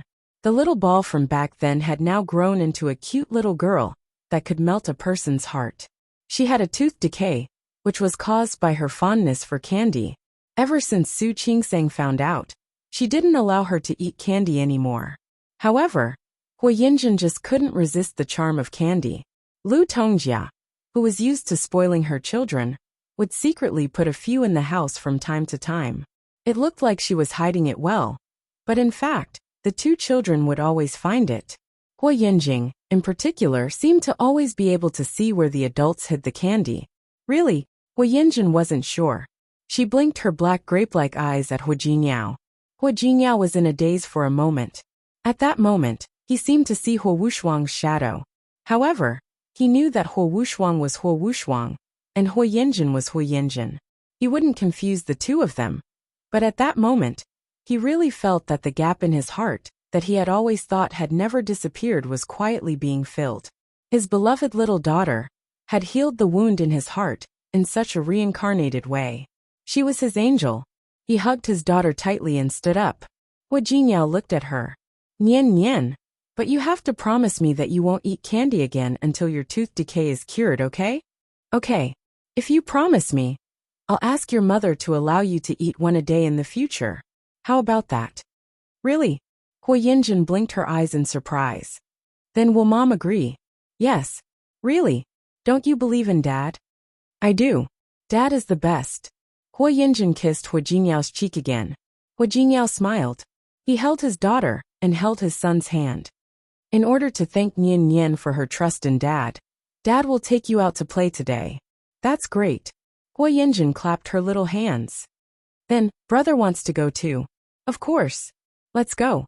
Hua Jingyao walked out with the two children. But we have to pick up Mom first. Let's go. We're going to pick up Mom. Hui Yinjin and Hui Yinjing got into Hui Jinyao's car together. The car stopped at the entrance of the hospital where Su Qingsang worked. Su Qingsang was on the night shift yesterday and only got off work this morning. When she came out of the hospital, she saw 3 figures, 1 big and 2 small, standing at the entrance of the hospital waiting for her. Su Qingsang smiled and quickened her steps towards the 3 people she loved the most. Nian Nian, think about it. Do you miss Mom? Yes. Yes. Did you guys behave when Mom was on duty last night? Yes. Yes. Really? Mom, I secretly ate a candy, but I promise, I only ate one, really only one. Mom, I gave it to my sister. Don't blame her. Why are you guys so disobedient? You actually secretly ate candy? Su Qingsang looked at the 2 little guys with a straight face. To punish you. Huh? To punish you. You guys can sleep on your own today.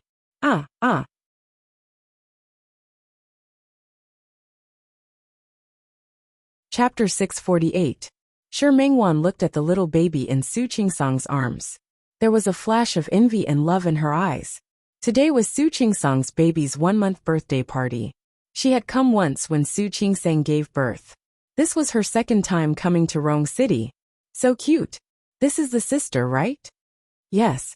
This is Nian Nian, the sister. Has the name been decided? Yes. Her name is Hui Yinjin. Su Qingsang held her daughter, her face full of satisfaction. The older one is Hui Yinjing. Good name. Shi Mingwan nodded, and her gaze fell on the pink baby's face.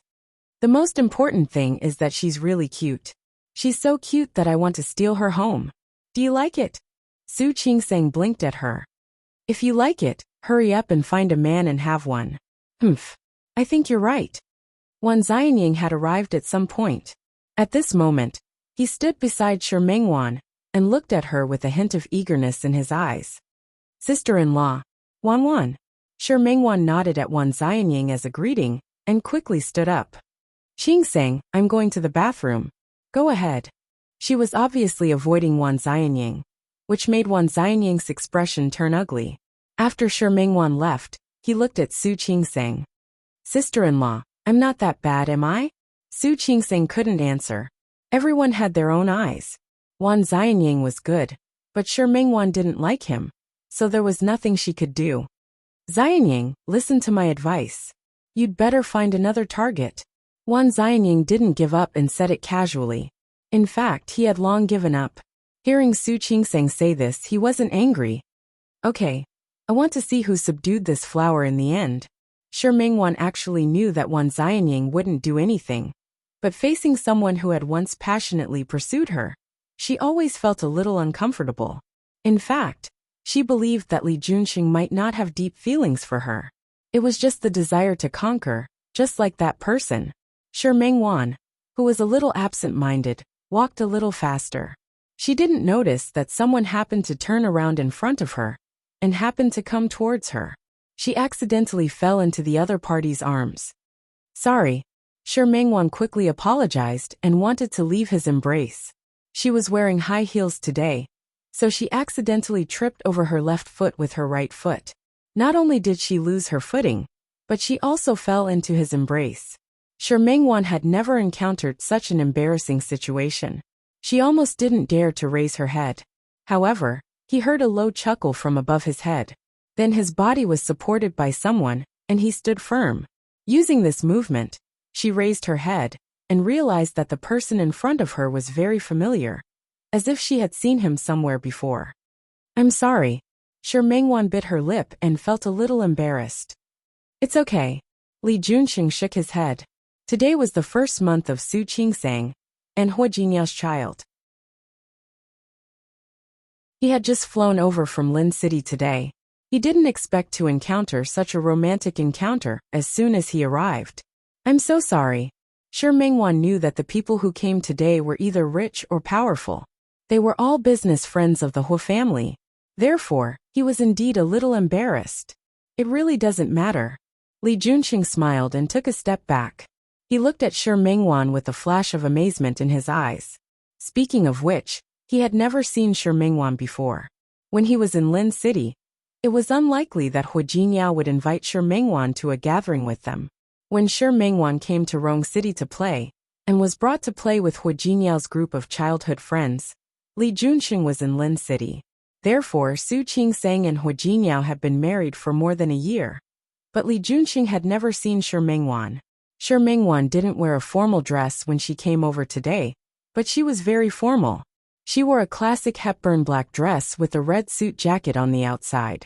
Red and black were matched by her, and there was a hint of passion in her cold elegance. It was a very suitable color scheme, and Shi Mengwan had put on light makeup today. Her facial features were already very bright and beautiful. Looking at her like this, she looked even more interesting. If one looked closely, they could see the faint worry in Shi Mengwan's eyes. He gave off a contradictory feeling, yet surprisingly harmonious feeling. Shi Mengwan wanted to laugh. She rarely made stupid mistakes like today. It was really the first time. Are you also here to attend the full moon banquet? She looked at Li Junxing and felt that he looked a little familiar. After asking this question, her eyes suddenly widened as if she had remembered something. Yes. Li Junxing looked at Shi Mengwan. He had never seen her before. You too? Yes. Shi Mengwan nodded. The moment Li Junxing nodded, she completely remembered who he was. You're Mayor Li? You know me? Li Junxing listened to Shi Mengwan and tilted his head. You're from Lin City? Yes. Shi Mengwan was really a little excited now. Although she knew that the Hua family knew people who weren't ordinary, and she had also seen some people who often appeared on TV just now, she was surprised to see them here. But Li Junxing was different. He was the mayor of Lin City. She was a small citizen, and it was her first time meeting the mayor. This made her a little excited. Hello, Mayor Li. This isn't Lin City. You don't have to be so polite to me. Li Junxing looked at Shi Mengwan. Are you Hu Jingyao's friend? Or a relative? Since he called Hu Jingyao by his name, it meant that Li Junxing had a good relationship with Hu Jingyao. Shi Mengwan also relaxed a little. I'm Su Qingsang's friend. Li Junxing knew that Su Qingsang was from Lin City. He didn't ask any more questions. I see. Then please help yourself. I'll go in and greet the old master first. Okay. Shi Mengwan waited until Li Junxing's figure disappeared before she recovered from the shock. She didn't expect that she would have the chance to meet the mayor of Lin City. This feeling was really subtle. She walked towards the bathroom at the other end of the corridor. At the corner, there was the men's bathroom outside and the women's bathroom opposite. Before she could go in, her hand was grabbed by someone. Before she could react, she was pulled into the men's bathroom. Shi Mengwan was shocked. Her first reaction was that she had met a pervert. Her second reaction was that this was a 5-star hotel. All the people who came today were famous people, so it shouldn't be. Her guess was quickly confirmed. A familiar smell came to her nose. She was very familiar with this smell after a year. She suddenly raised her head, but what she saw was Zhang Hao's sinister face. She didn't have time to care about his ugly expression. Instead, she immediately realized the situation in front of her. Are you crazy? This is the men's bathroom? She was extremely panicked. She wanted to leave this place as soon as possible, but Zhang Hao's blocked her lips in the next second. It was as if she had been bitten by a piranha. She only felt pain on her lips. She couldn't escape, she couldn't leave. Her entire body was tightly trapped by him. This was a 5-star hotel. There were constantly people coming and going outside. This was still the men's bathroom. Zhang Hao's attitude made Shi Mengwan think that she was a prostitute for a moment.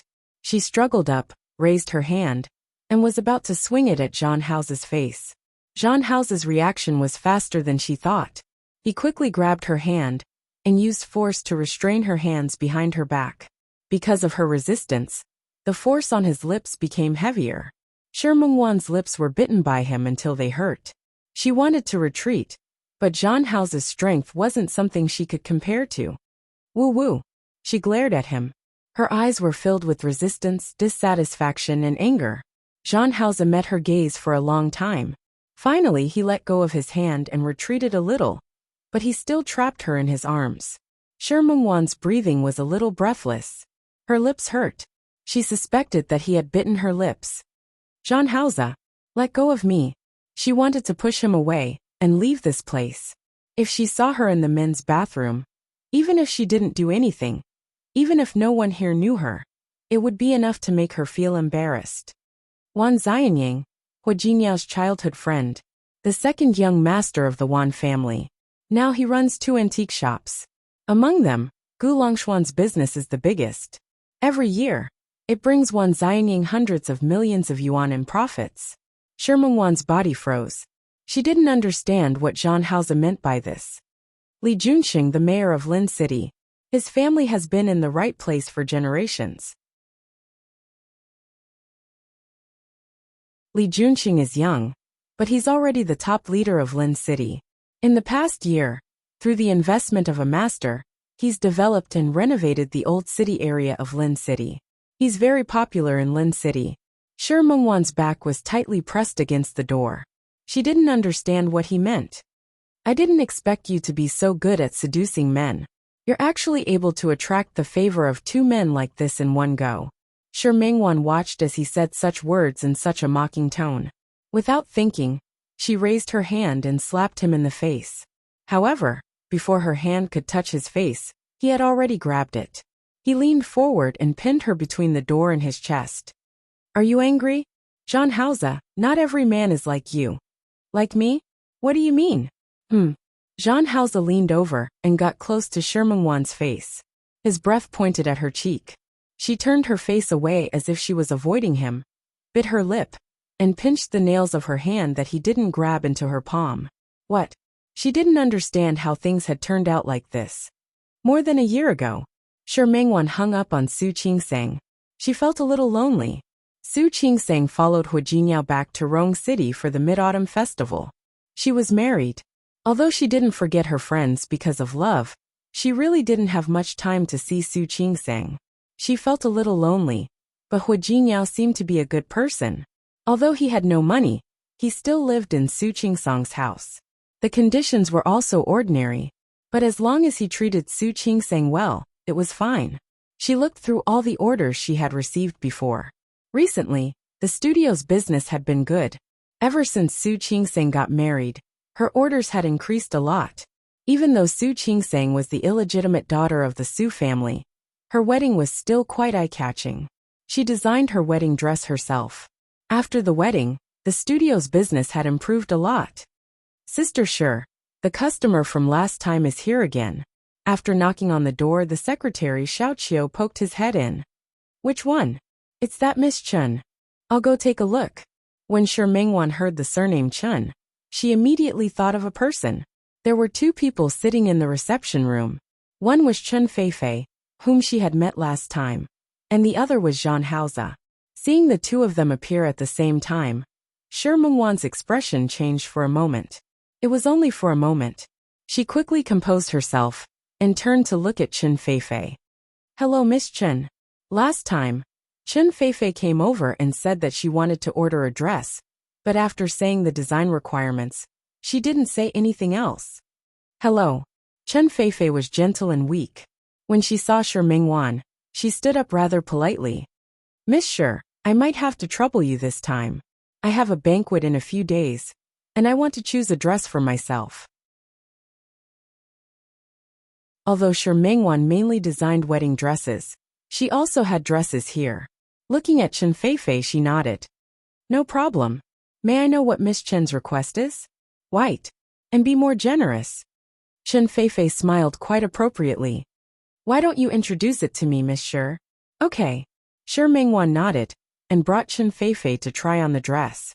Before leaving, she glanced at Jean Hausa. He sat there with his legs elegantly crossed. He was holding a magazine in his hand and casually flipping through it. Chun Feifei had already walked to the door, but she suddenly turned around and walked in front of Jean Hausa. Brother Hao, I'm going to try on the clothes. Wait for me. Okay, Jean Hausa replied. His gaze didn't even leave the magazine. Chun Feifei seemed a little dissatisfied. She couldn't help but bend down and kiss Jean Hausa on the cheek. Thank you, Brother Hao. You're so nice to me. Shi Mengwan maintained a straight face and didn't look in that direction. Therefore, She didn't see that Zhang Hao's brows were slightly furrowed because of Chen Feifei's actions. Chen Feifei also knew that she couldn't go too far. If she went any further, Zhang Hao would be unhappy. She couldn't help but feel a little depressed, but she hid it very well. Shi Mengwan brought Chen Feifei to try on the clothes. Along the way, her mind couldn't help but think of Zhang Hao. He had changed a lot now, but no matter how much he changed, she could still recognize him. Lowering her eyes, Shi Mengwan forced herself to retract her thoughts and focus on Chen Feifei. This is our dress exhibition area. Other than our own designs, there are also some custom-made clothes from abroad. As a studio, of course, they had to try their best to meet the needs of people at different levels. This one isn't bad. Chen Feifei picked up a white dress and compared it to herself. Miss Chen, you can go and try it on. Shi Mengwan looked at Chen Feifei's figure. Miss Chen is so slim. You should wear size S, right? Yes. Chen Feifei nodded, but she placed the dress in Shi Mengwan's hand. I'm sorry, but I don't think I like the lace on it. It's okay. You can take your time to look at it. Okay. Chen Feifei nodded and turned to look at her as if she had thought of something. Miss Shi, your studio is called Song Seeking. What's the name? Shi Mengwan pursed her lips slightly. Life is like a dream and a song, so it's called Song Seeking. I didn't know that Miss Shi was such an elegant person. Miss Chen, you're too polite. Shi Mengwan stood behind her, but she knew very well that this name didn't mean that. Song Seeking. Looking for dear brother. But for so many years, so long, there was no news of her at all. It wasn't easy for her to see him, but her dear brother had completely forgotten about her. These two. As they spoke, Chen Feifei had already picked out 2 dresses. Shi Mengwan led her to the fitting room. When she turned around, she realized that Zhang Hao had arrived at some point in time and was standing at the entrance of the exhibition area. Her assistant Xiao Ji accompanied Chen Feifei to try on the clothes. At this time, there were only Shi Mengwan and Zhang Hao in the exhibition area. The visitor was a guest. Shi Mengwan tried her best to make her expression look normal and calm. Mr. Zhang, Miss Chen should be out in a while. You can sit here and wait for her. Zhang Hao glanced at her, then slowly walked to the sofa that Shi Mengwan pointed at and sat down. This exhibition area was designed to have a very fashionable feel. There were dark patterns on the large pieces of light pink and white. They were all kinds of clothing styles. If one looked closely, they could see the patterns on them. The sofa was geometric. It didn't surround the coffee table in the middle like normal shops. Instead, there were small tables on both sides with catalogs on them. There was also a small vase with a thin neck with a rose in it. Zhang Hao looked around and stopped when he passed by Shi Mengwan's face. He couldn't tell that this woman had good taste. Shi Mengwan called out. Soon, Xiao Qiu brought in 2 cups of camellia tea. Mr. Zhang, please have some tea. Brother, how do I look good? Chen Feifei had already put on her clothes and came out. When she saw Zhang Hao come in, she was obviously very happy and turned around in front of him. Zhang Hao didn't comment. Not bad. Just not bad. Chen Feifei was obviously disappointed, but only for a moment. Then I'll go change again. Zhang Hao didn't say anything. Chen Feifei seemed to be a little sullen. She went in to change into another set of clothes. She changed into the second set, and Zhang Hao still said it wasn't bad. Shi Mengwan stood there with her eyes focused on her nose, and her nose focused on her heart. Chen Feifei didn't ask her, and she didn't intend to ask. In fact, both sets were not bad and suited her very well. Chen Feifei changed to the third set and got Zhang Hao's approval. Then I'll take this set. Chen Feifei finally had a smile on her face. She turned to look at Shi Mengwan. Miss Shi, do you have men's clothes here? Pick a set for Brother Hao too. Yes. Although she only designed women's clothes here, it didn't mean that she didn't have men's clothes. There were foreign high-end custom-made clothes, and there were also collaborations with some brands. Brother Hao, you can pick one here too. Zhang Hao sat still. I have clothes. Then just treat it as accompanying me. You won't wear matching clothes with me when we go to a banquet, right? When she said the words matching clothes, she seemed a little embarrassed. She looked at Zhang Hao tentatively again. Zhang Hao glanced at her and finally got up to pick out clothes. Miss Shi, help me pick out a set. This was the first time Zhang Haozi spoke to Shi Mingwan since he came here. Shi Mingwan looked at him, and finally picked out a set of clothes for him, that she felt were very suitable, and matched the one Chen Feifei was wearing just now. This set. Put it together with the one Feifei wore just now.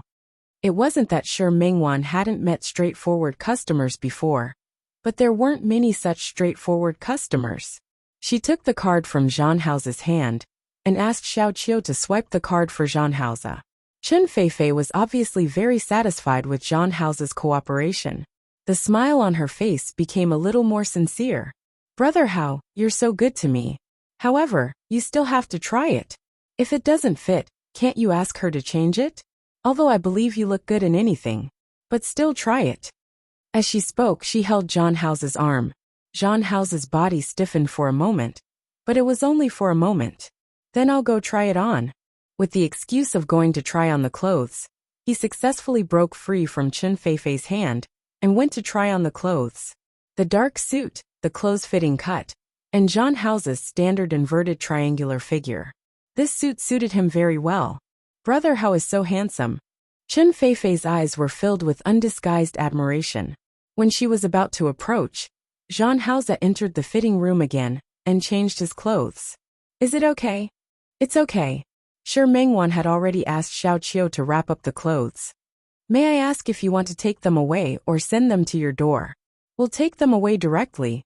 Chen Feifei hooked her hand around Zhang Haozi's wrist. Brother Hao, it's getting late. Let's go to the bacon restaurant for dinner. I heard that there's a new chef there.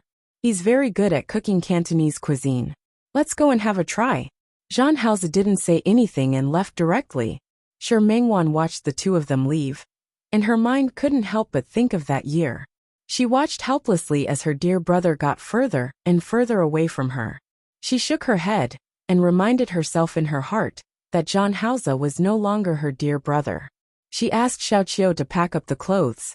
Shi Mingwan planned to go back to her office and finish the design drawing that she had received earlier. However, just as she sat down, Xiao Qiu came in again. Sister Shi, I picked this up from the article just now. It was a man's wallet.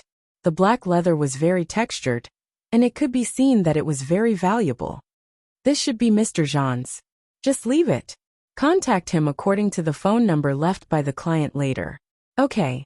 Xiao Qiu took the wallet and was about to leave. Shi Mingwan suddenly called out to him. Wait a minute. Just leave it. It's almost time to get off work. I'll call him to inform him. You guys can get off work when it's time. Xiao Qiu didn't think too much about it. Shi Mingwan stayed in the office alone all year round to draw until late. She had a lounge upstairs. If it was late, she would sleep in the studio. Since she said that she would inform the other party, she put down the wallet and left. Shi Mingwan picked up the pen and was about to continue drawing. But when she saw the wallet, she couldn't help but reach out to take it. However, just as she picked it up, she forced herself to put it down again. In her heart, she had already accepted that that man wasn't her dear brother. So why should she look at his things? He returned his attention back to his drawing, and before he knew it, 3 hours had passed. When she finished drawing, she realized that the night sky had darkened. It was already very late. No wonder she was so hungry. She wanted to eat something to fill her stomach. However, her gaze landed on the wallet again.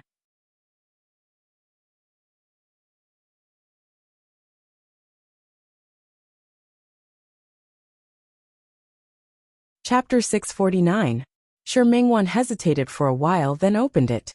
Other than a few cards and a stack of cash, there was no other identification. Shi Mingwan was about to close the wallet when she saw that the place where the photo was supposed to be was white. It seemed to be the back of the photo. A strange thought flashed through his mind. What kind of situation was this? Why didn't they show the front of the photo? She looked at the back of the photo and felt that she could see a secret. Out of politeness, she should put down her wallet and contact Zhang Haozi to get it. But she really wanted to know whose photo was in his wallet. She reached for the photo and was about to pull it out. Miss Shi's manners seemed to be lacking. Didn't anyone tell you not to touch other people's things? The sudden voice at the door shocked her so much that she almost threw the purse in her hand.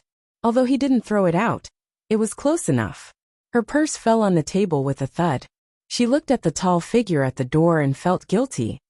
Mr. Jean? Jean Hauser stood at the door expressionless. His thin lips were pressed into a straight line. His slender legs were now striding inside. With every step she took, Shi Mingwan felt as if the other party's footsteps were stepping on her heart. She tried to stand up, but found that her body was very weak. There was no strength in his legs at all. She could only press her back against the back of the chair she was sitting on. She wasn't a timid person, but she didn't have the confidence to be caught red-handed doing such a bad thing. Jean Hauser had already walked to the desk. He walked around the desk and stood in front of Shi Mingwan. Shi Mingwan blinked and tried her best to remain calm. Mr. Jean, my staff found this wallet. It is now returned to its rightful owner. She placed the wallet in front of Jean Hauser. Jean Hauser didn't take it. Instead, he bent down and looked at her. His gaze was too sharp. Even Shi Mingwan, who had seen many celebrities, felt a little scared when she was stared at like this.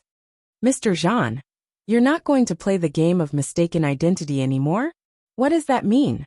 Shi Mingwan blinked and took a few seconds to understand what he meant. Her face was a little red. She couldn't tell if she had mistaken him for someone else. Mr. Jean, if there's nothing else, we're already off work. She lowered her eyes, feeling an indescribable sadness in her heart. That year was deeply engraved in her heart, leaving an unerasable mark. But the person who had left such a heavy stroke in her life didn't remember anything between them. Shi Mingwan's rationality returned. She remembered that the man in front of her was no longer her dear brother. Now he was Jean Hauser, another woman's boyfriend. She stood up and casually tidied up the things on the table. Just as he was about to leave, he realized that Jean Hauser was standing there without moving. She was about to reach for her bag when she paused. She thought about it, picked up the wallet again, and handed it to Jean Hauser. Mr. Jean. Jean Hauser stared at her face for a long time, then reached out and took the wallet. The moment he took the purse away, his fingertips brushed against the back of her hand. His hands were a little cold. It was already past the Mid-Autumn Festival. Lin City was very hot during the day, but it was a little cold at night. However, she still felt that his hands were a little too cold. The moment he retracted his hand, he met Jean Hauser's gaze.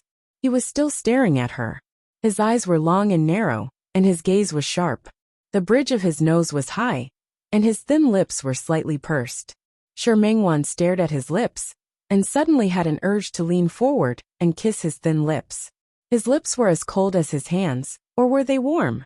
Realizing what she was thinking, Shi Mingwan's face slowly turned a little red. She had never been in love before, and such a secret thought made her feel a little ashamed. Mr. Jean. Jean Hauser stared at her face and finally retracted his hand. He wrapped the money up. Shi Mingwan heaved a sigh of relief. The atmosphere was too awkward for a man and a woman to be alone in the same room. However, Shi Mingwan quickly realized that she was happy too early. Her studio was on the third floor of an office building in a pretty good area in Lin City. There was a corridor that wasn't long from the studio, and then there was the elevator. When the two of them walked to the elevator together, Shi Mingwan realized that she was going to take the elevator with Jean Hauser. Realizing this, she took 2 steps back. Jean Hauser happened to press the elevator button at this moment. When he saw her actions, he turned around and glanced at her. Mr. Jean, you go first. I seem to have forgotten to lock the door. As she spoke, she took another step back. The elevator arrived at this moment, and Jean Hauser stood there without moving. You locked it just now. When I came out, you locked it. Was that so? Shi Mingwan felt inexplicably awkward. The elevator opened, and Jean Hauser stood there looking at her. She had no choice but to grit her teeth and quickly walk into the elevator. Jean Hauser looked at her back and followed her into the elevator. The door closed, and only the two of them were left in the narrow space. Shi Mingwan had never been like this before. The short 3 floors made her feel like a year. Jean Hauser was standing less than 50 centimeters away from her. She could even smell the scent on his body. It was faint, similar to the scent of mint. The last time she thought he was her dear brother, she smelled the same scent. She moved to the side without a trace, putting some distance between the two of them. When she looked up, she realized that John Hauser was staring at her face. Her moving footsteps were frozen there. Her face was a little hot.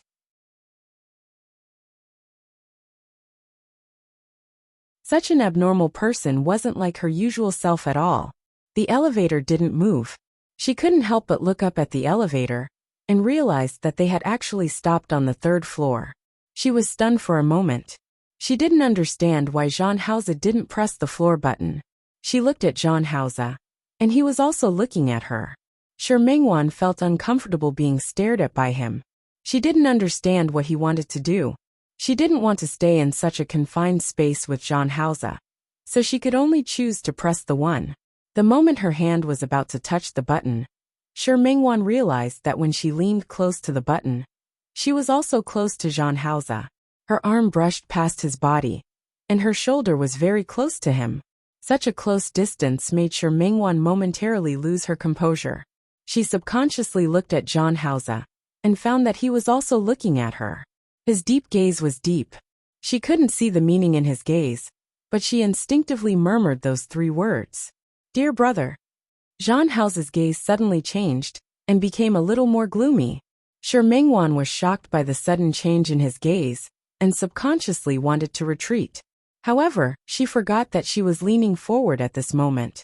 With this retreat, her entire body lost balance.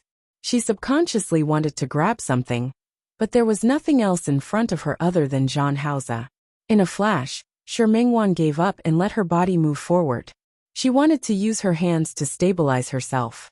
A big hand appeared on her waist. John Hauser's hand was placed on her waist. Her body was half suspended and pressed against his body. Her hands were forward, and her entire body was in a strange posture. Shi Mingwan was embarrassed again. She was in a rather sorry state. She used both her hands and feet to try to leave John Hauser's body. However, in her panic, her hand hit his face instead. She didn't really hit him, but brushed past his face. She was shocked and quickly retracted her hand. As a result, her upper body couldn't exert any strength, and she leaned completely on John Hauser's body. Throwing yourself into my arms? Shi Mingwan's face was very red. She mumbled and wanted to explain herself, but John Hauser easily scooped her body up at this moment and pressed her against the elevator wall. John. First you mistook me for someone else, and then you threw yourself into my arms? Miss Shi, do you always treat your clients like this? His almost humiliating words made Shi Mingwan's face instantly turn as pale as blood. She wanted to push John Hauser away, but she realized that his body was as immovable as a mountain. Mr. Jean, please let go of me. You're not calling me dear brother anymore? John Hauser stared at Shi Mingwan's red face, because of embarrassment and shyness. His slender and slightly cold fingers gently caressed her cheeks. Shi Mingwan's body instinctively trembled. She looked above John Hauser. Mr. Jean, please let go. There were cameras in the elevator, and she really had no intention of becoming the news person of the entire building tomorrow. John Hauser stared at her face and didn't retreat. Instead, he put his hand past her side. Shi Mingwan became more and more nervous. At this moment, John Hauser pressed the button for the 1st floor. The moment he retracted his hand, he approached her. Their faces were less than 5 centimeters apart. He stared into her eyes. Shi Mingwan had a pair of extremely beautiful almond-shaped eyes, and the corners of her eyes were slightly raised. She looked seductive, especially when her red lips were slightly opened, as if she was kissing him seductively. John Hauser's eyes darkened slightly, and his tone was even colder than before. If you don't want a man to have sex with you in the elevator, don't make such a seductive move next time. The redness on Shi Mingwan's face disappeared completely. The elevator had already reached the 1st floor. John Hauser let go of his hand and took a step back. Without looking at Shi Mingwan, he stepped out of the elevator and left. If it weren't for her last bit of willpower, Shi Mingwan would have slid to the ground. She had never been humiliated like this in her life. Seduction. He really dared to say it. If it weren't for the fact that he was the dear brother that she had always missed. If it weren't for the fact that she always had different feelings for him. How could she let herself lose her composure like this? Seeing that the elevator was about to close again, Shi Mingwan grabbed the bag on her shoulder and quickly stepped out of the elevator. The night wind blew, and it was a little cold. It also allowed her to completely calm down. Some people were no longer the people they used to be. She didn't need to care. She didn't need to care. She just needed to pretend that that person wasn't her dear brother. She just needed to find her dear brother again. Su Qingsang didn't stay in Rong City for long. She only stayed for a week before coming back. Every time she went out, she would bring a gift for herself. This time was no exception. Shi Mingwan had something on her mind, but she couldn't let Su Qingsang see it. She used her laughter to distract Su Qingsang's attention. She didn't realize that there was something wrong with her. After all, he was the dear brother that she missed so much. Shi Mingwan couldn't stand him talking to her like that. Fortunately, she was used to adjusting her mood. Within 2 days, she let herself put this matter aside. Chen Feifei came again later, but she came with a friend of hers. Not seeing Zhang Haoze, Shi Mingwan couldn't tell whether she was disappointed or relieved. Half a month had passed. That day, Su Qingsang rarely had time, and said that she wanted to treat her to a meal. The two sisters hadn't had a gathering for a long time. Shi Mingwan went, and found that Hu Jinyao was also there. At first she was a little uncomfortable, but now she was completely used to it. With Hu Jinyao and Su Qingsang at the scene, it wouldn't be called showing off. It was called dog butcher. The two of them had to show off their love during a meal, which made her a little speechless. After a few teasing words, she felt a little stifled. They didn't even talk about dating, and jumped straight to marriage. They were also doing very well now. Maybe she really had to listen to Su Qingsang's suggestion, and forget her dear brother, and find a man. Maybe he could be like Su Qingsang and Hu Jinyao. Although she thought so, she clearly knew that it was unlikely. After separating from Su Qingsang, Shi Mingwan wasn't in a hurry to go home. Feeling a little annoyed, she unconsciously drove the car to the entrance of a small alley. The alley was very dark, and only the intersection had a faint light. Shi Mingwan didn't feel afraid. She stared at the small alley.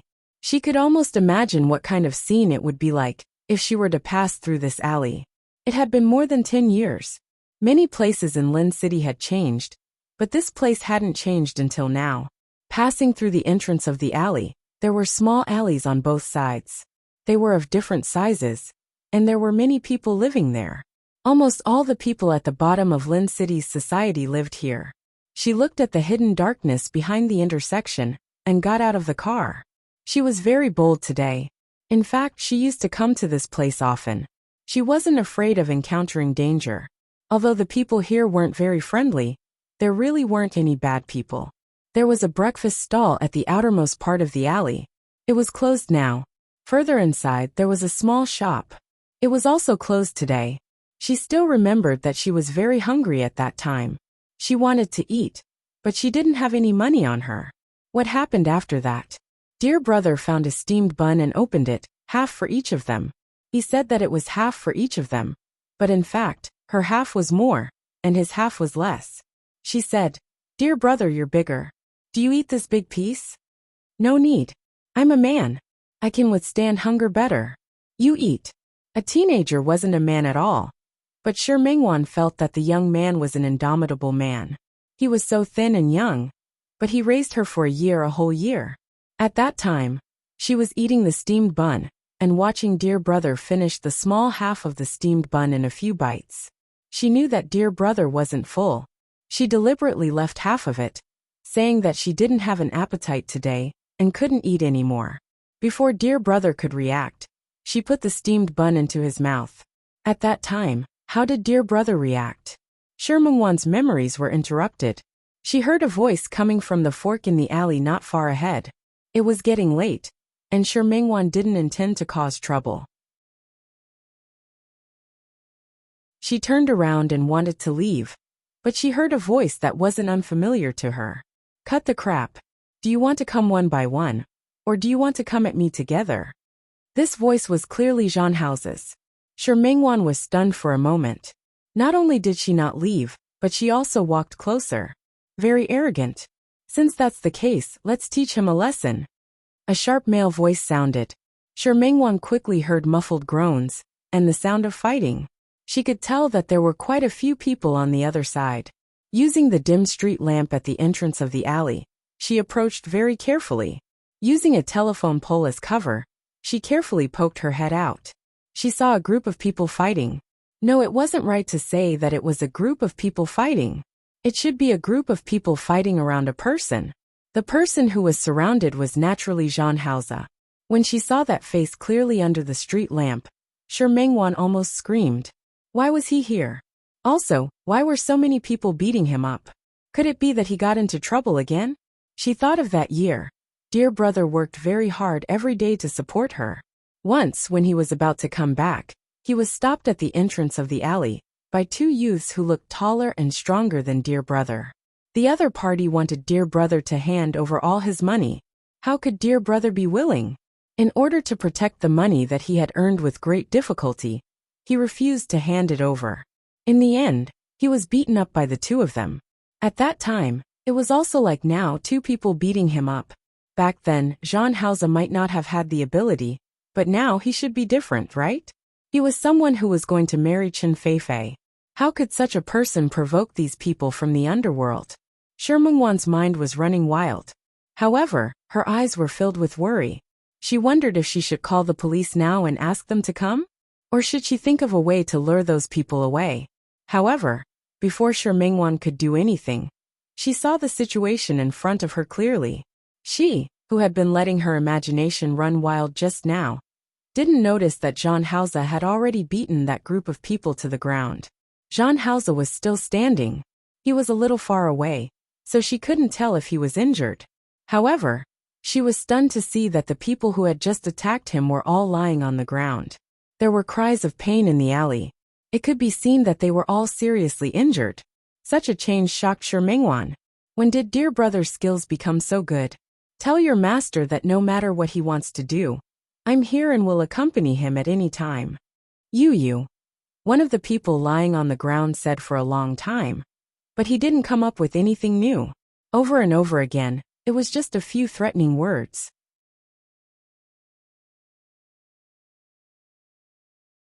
Shi Mingwan saw that Zhang Haoze was fine, and was about to leave. But Zhang Haoze had already started to walk in this direction. Shi Mingwan was shocked.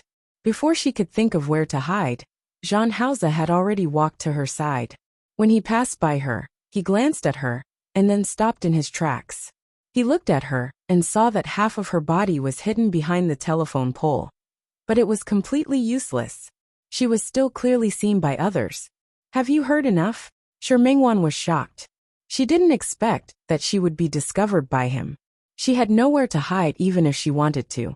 She looked at the person behind her, who was still lying on the ground in pain. Shi Mingwan took a big step back. She didn't know what was under her feet, but she almost stepped on it. However, this time, she balanced her body well, and didn't let herself fall again. What a coincidence. Mr. Zhang.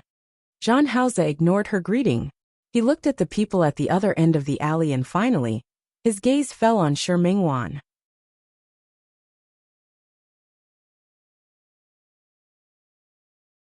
Chapter 650. Zhang Haoze narrowed his eyes slightly. His voice wasn't loud, but the coldness that emanated from it once again explained his current emotions. No, Shi Mingwan quickly explained. I didn't follow you. I just happened to pass by. Passing by? Zhang Haoze's gaze became sharper. Passing by here? Shi Mingwan was a little embarrassed. Indeed, he wasn't here to pass by. He was only here to reminisce about the past. She couldn't help but glance at Zhang Haoze. What about him? He should be considered a successful person now, right? Why did he appear here? Realizing that she had asked that question out loud, Shi Mingwan's expression became a little more uncomfortable. Zhang Haoze didn't answer her question. He stared at her face and suddenly approached her. Does Miss Shi live nearby? No. Then why is Miss Shi here? His slender legs took a step forward and successfully fixed Shi Mingwan's body between her and the telephone pole. Facing such a predicament again, Mengwan felt a little uncomfortable. She leaned back and didn't try to push him away. She knew the difference in strength between the two of them. Is this your home? This was the second time he had faced such a situation, especially when they had such an unpleasant meeting the last time. Mengwan's tone wasn't very polite. She had always been a woman with a sharp edge. It was only because he was her big brother that she had been enduring in front of him. If this place isn't yours, then what right do you have to question me like this? Jean Hauser narrowed his eyes slightly because of her sharp retort, and his body suddenly moved closer. He lowered his body and confronted Mengwan. The malice in his eyes made Mengwan's back turn cold, but she refused to admit defeat. Since you can come to this place, I can naturally come as well. Mr. Jean wasn't a police officer. Can you please let go of me now? You want me to leave? The alley was dark, and not far behind him, he could still hear the wailing of the group of people. In front of him was Jean Hauser's body. No matter how he looked at it, the atmosphere was very strange. Mengwan didn't want to stay any longer, so she saw that Jean Hauser didn't plan to move aside. She stooped and tried to escape sideways. Jean Hauser did not move. When she retreated, she touched his arm. He heard an extremely soft, muffled groan. Mengwan, who could have left, suddenly stopped in her tracks. She looked at Jean Hauser, who was standing next to her, and her gaze fell on his arm. She saw the faint blood stains on his elbow. You're hurt? Mengwan suddenly lost her cool. Instinctively, she held his arm. Are you okay? Jean Hauser frowned slightly. He didn't even notice that he was injured. What do you think? Does it hurt? Do you want to go to the hospital? 3 words of concern in a row made Jean Hauser's brows furrow even tighter. Mengwan wasn't short, but she was holding his arm, so he could only see the top of her head. Shall I take you to the hospital? After Mengwan said this, she looked up at him and met his cold expression. Only then did she remember that the man in front of her was no longer her dear brother. Her hand jerked back as if she had been struck by lightning. Annoyed at himself for being a busybody, he turned around to leave. Jean Hauser followed beside her at this moment. After taking a few steps, Mengwan suddenly stopped and looked at him. Didn't you say you were going to take me to the hospital? She did say that, but that was what she thought. Mengwan's footsteps became faster and faster. Jean Hauser's footsteps didn't need to be fast. His steps were much bigger than hers. Mengwan felt the footsteps behind her, and her emotions were very complicated. When he walked to her car and opened the door, Jean Hauser also got into the car. She sat in the driver's seat and looked at Jean Hauser. Mr. Jean said that I seduced you yesterday. Aren't you afraid that you won't be able to escape if I pester you? The night was blurry. The dim streetlights made her facial features look hazy, and her watery eyes were a little provocative. Drive. Jean Hauser retracted his gaze and didn't look at her again. He leaned back against the back of the chair. Mengwan gritted her teeth and wanted to chase Jean Hauser out of the car. She glanced at his side profile and started the car in the end. Don't go to the hospital. 5 extremely faint words. If it weren't for the silence in the car, Mengwan wouldn't have heard it. She couldn't help but look at him again. She found that Jean Hauser's eyes were half closed, and he was leaning against the car seat, as if he was about to fall asleep. Mengwan retracted her gaze and stepped on the accelerator.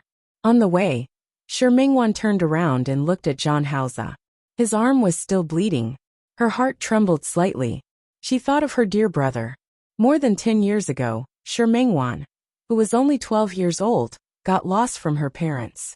Although she said she got lost, she actually ran away from home. She was from Lin City, but she wasn't from Lin City. She was from a small county town under Lin City. Mengwan's father was the eldest in the family. He had 2 younger brothers. The small county town where Mengwan lived was very patriarchal. Mengwan's 2 uncles both had sons. Only Mengwan didn't. Mengwan's grandmother was very dissatisfied with Mengwan's mother because of this. Mengwan's mother didn't have a good life in the family. Because she had injured her body when giving birth to Mengwan, it wasn't easy for her to get pregnant again. Until Mengwan was 9 years old, she hadn't had a second child. Shi Mengwan's father was the eldest of the 3 brothers of the Shi family, but he didn't have a son. Shi Mengwan's grandmother disliked this eldest daughter-in-law more and more.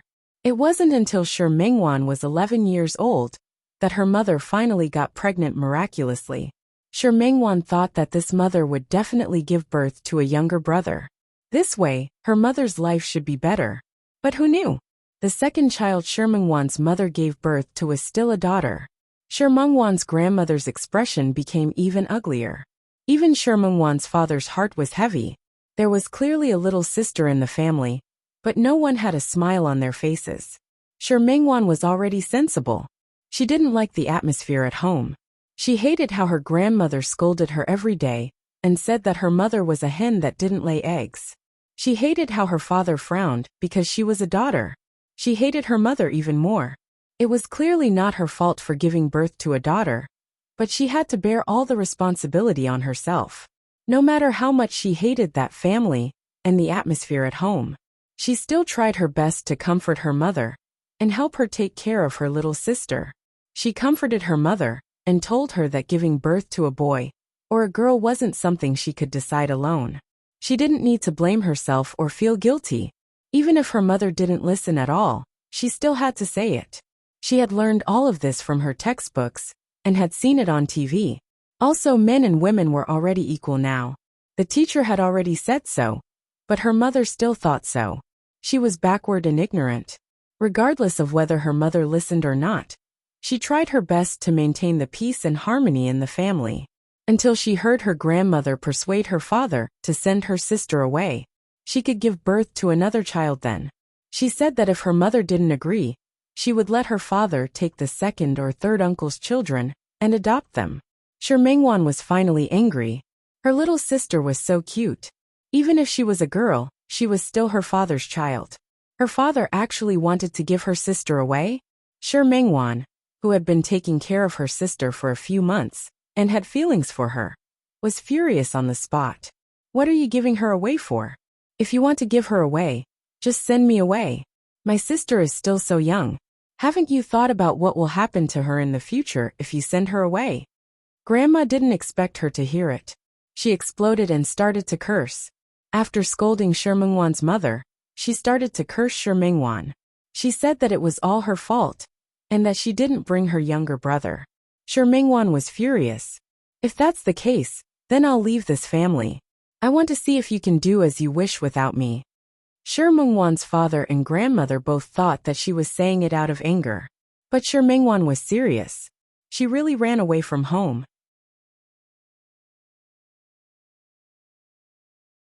She took her usual New Year's money and pocket money, and directly picked a car from town to the county town. That day, there was still the last bus to Lin City in the county town. Shi Mengwan was really bold. She got on the bus to Lin City just like that. But it wasn't until night fell, and the car stopped at Lin City Station, that she realized what she had done in a moment of impulse. She, a 12-year-old girl, had run away from home just like that. Shi Mengwan, who got out of the car, had a moment of regret. She had never left home in her life. All her knowledge of the world, other than school, was books and television. Holding the little money she had left, Shi Mengwan didn't know where she could go or what she could do. Sister Xiuxiu, who lived next door, said how much money she could earn a year working outside. But she was too young now. At the age of 12, although she was already close to 1.5 meters tall, she was still a child. Moreover, she didn't have a degree. She hadn't even finished junior high school. How could she find a job? She walked along the streets of Lin City Station. The more she walked, the more remote she became. Later, she walked to this area. This was the famous civilian area of Lin City. At that time, although this place wasn't dirty and messy, it definitely wasn't very clean. Shi Mengwan got hungry as she walked. She picked a small shop and bought a piece of bread and a bottle of water to fill her stomach. However, she didn't know that she was being targeted. Although she was only 12 years old, her mother was a famous beauty in the area. Although Father Shi's personality wasn't strong enough with his grandmother, he was also very good-looking. Shi Mengwan perfectly inherited all of her parents' traits. She had almond-shaped eyes, willowy eyebrows, delicate skin and shiny black hair. The 12-year-old Shi Mingwan could already foresee what kind of beauty she would be when she grew up. What would a lonely and beautiful little girl experience? Shi Mingwan wasn't an idiot. Although she lived in a small county town, the teachers would also give safety education. When she was eating the bread, she realized that someone was staring at her from not far away. At that moment, Shi Mingwan was very flustered. Once again, she began to regret her impulse. But for her to go home now, not only did she have no choice, but she also didn't want to. Her family wasn't poor, but they weren't rich either. After buying the bus ticket, she didn't have much money left. Even if she wanted to go home now, she didn't have the money to buy a ticket. More importantly, she didn't have a car to go back now. She looked at the two people who looked like hooligans staring at her from afar. She gritted her teeth and entered the small shop again. She took the opportunity to buy another piece of bread and made a bet with herself. She told the shop owner that she was being followed. She asked the lady boss if there was a back door in the shop.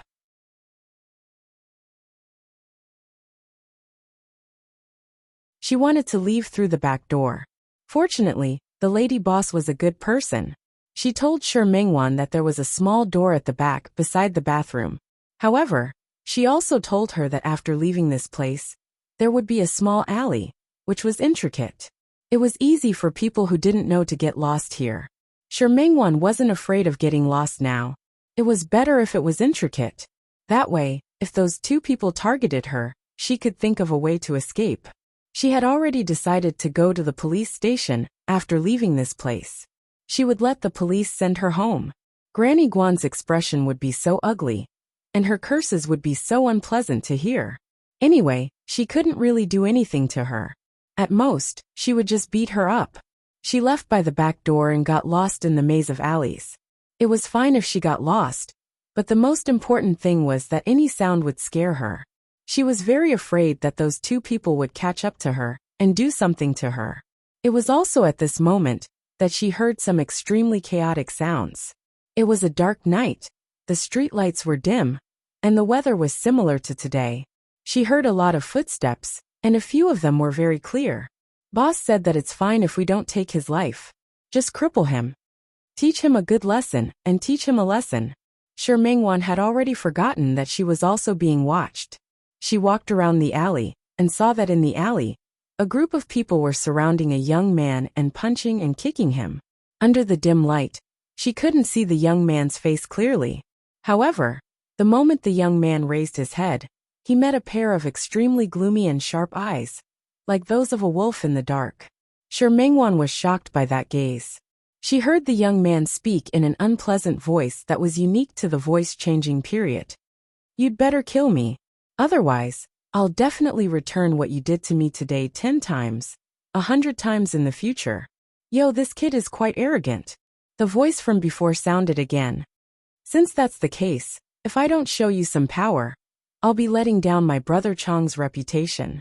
Brothers beat him to death. The group of people attacked even more fiercely. Shi Mingwan heard a muffled groan, and the sound of fists landing on a person's body. She felt pain just by looking at it. However, the young man refused to beg for mercy. Not only did he refuse to beg for mercy, but he also seized every opportunity to fight back. His eyes were especially bright in the dark night. Shi Mingwan had never seen such a person before. He was clearly beaten to such a state, but he could make himself look calmer and calmer than them. She looked around, but there was no one here. There were too many people, and she was only a little girl. She still had a headache. She didn't know how she could help the other party. It wasn't until she saw the man who spoke pick up a steel pipe and was about to hit the young man's hand. Shi Mingwan didn't even think about it and shouted in a louder voice, "Uncle Police, it's over here. There are people fighting over here." As she spoke, she grabbed the stone on the ground and kept hitting it at a trash can beside her. She stomped her feet on the ground with all her might. It felt like there were many people walking at the same time. The man called Brother Chang, who was holding the steel pipe, froze for a moment and snorted. He threw the steel pipe and kicked the young man. "Brat, consider yourself lucky. Brothers, let's go." Shi Mingwan kept stomping her feet, and kept hitting the trash can with the stone. The sound became denser and louder. The group of people quickly dispersed. She wasn't in a hurry to go forward. Instead, she waited until the footsteps could no longer be heard, and no one appeared. Only then did she carefully poke her head out to see if everyone had really left. However, she met the extremely sinister eyes of the young man just now. That wolf-like gaze stared at her in the darkness. Shi Mengwan was shocked and took a big step back. She who didn't stand properly fell to the ground just like that. The bag that she was holding just now fell to the ground. The loaf of bread also fell out of the bag. She didn't dare to pick it up. She just propped herself up with both hands on the ground and stared at the young man in a daze. He looked very disheveled, very disheveled. His nose was bruised and his face was swollen. His body was covered in blood, and his hands were also covered in blood. There was still blood on his clothes. The blood that flowed from the corner of his mouth was especially frightening on a night like this. Shi Mengwan had saved him on impulse just now, but now that she had saved him, she started to feel conflicted again. The person she saved couldn't be a bad person, right? Or, the young man didn't look at her. He bent down and picked up the bread that had fallen to the ground. Shi Mengwan became more and more nervous, but the young man tore off the plastic wrap on the outside of the bread and finished it in a few bites. What kind of operation was this? Shi Mengwan looked at the young man and swallowed her saliva. She wanted to say that he ate her bread. However, the young man also saw the bottle of water in the bag. He glanced at her, took the bottle of water, and drank the remaining half of the bottle just like that. Throwing the bottle on the ground, the young man glanced at Shi Mengwan and turned to leave. However, Shi Mengwan stopped him. Hey! The young man turned around and looked at Shi Mengwan again. Shi Mengwan's lips moved. She wanted to say, "Are you going to leave just like that after eating my food?" However, the words that came out of her mouth were, "You threw the trash on the ground. That's not right." A trace of mockery flashed across the young man's hostile face. He took 2 steps forward and stood in front of Shi Mengwan. She was still sitting on the ground, and the young man was standing there. The young man was nearly 1.7 meters tall. Shi Mengwan shrunk her neck. For the first time, she felt afraid. The young man stared at her face. Just when she thought that he would make a move on her, he finally made a move. He bent down. Shi Mengwan was shocked and instinctively covered her head with her hand. The young man picked up the plastic bags and bottles on the ground. Then, after rolling them into a ball, he threw them into the trash can at the side with great accuracy. After throwing them, he glanced at Shi Mengwan, turned around, and continued to walk forward. Shi Mengwan stood up and followed behind him for some reason. After taking a few steps, the young man suddenly turned around and looked at her. You're tuning in to the Li Mei's Wuxia Whispers YouTube channel. We're so grateful for your support. And don't forget to subscribe to join us on this incredible journey through captivating stories. Your generosity through donations truly makes a world of difference, as it's the primary source of revenue that allows me to expand and enhance this channel for you. Thank you from the bottom of my heart for being a part of this adventure.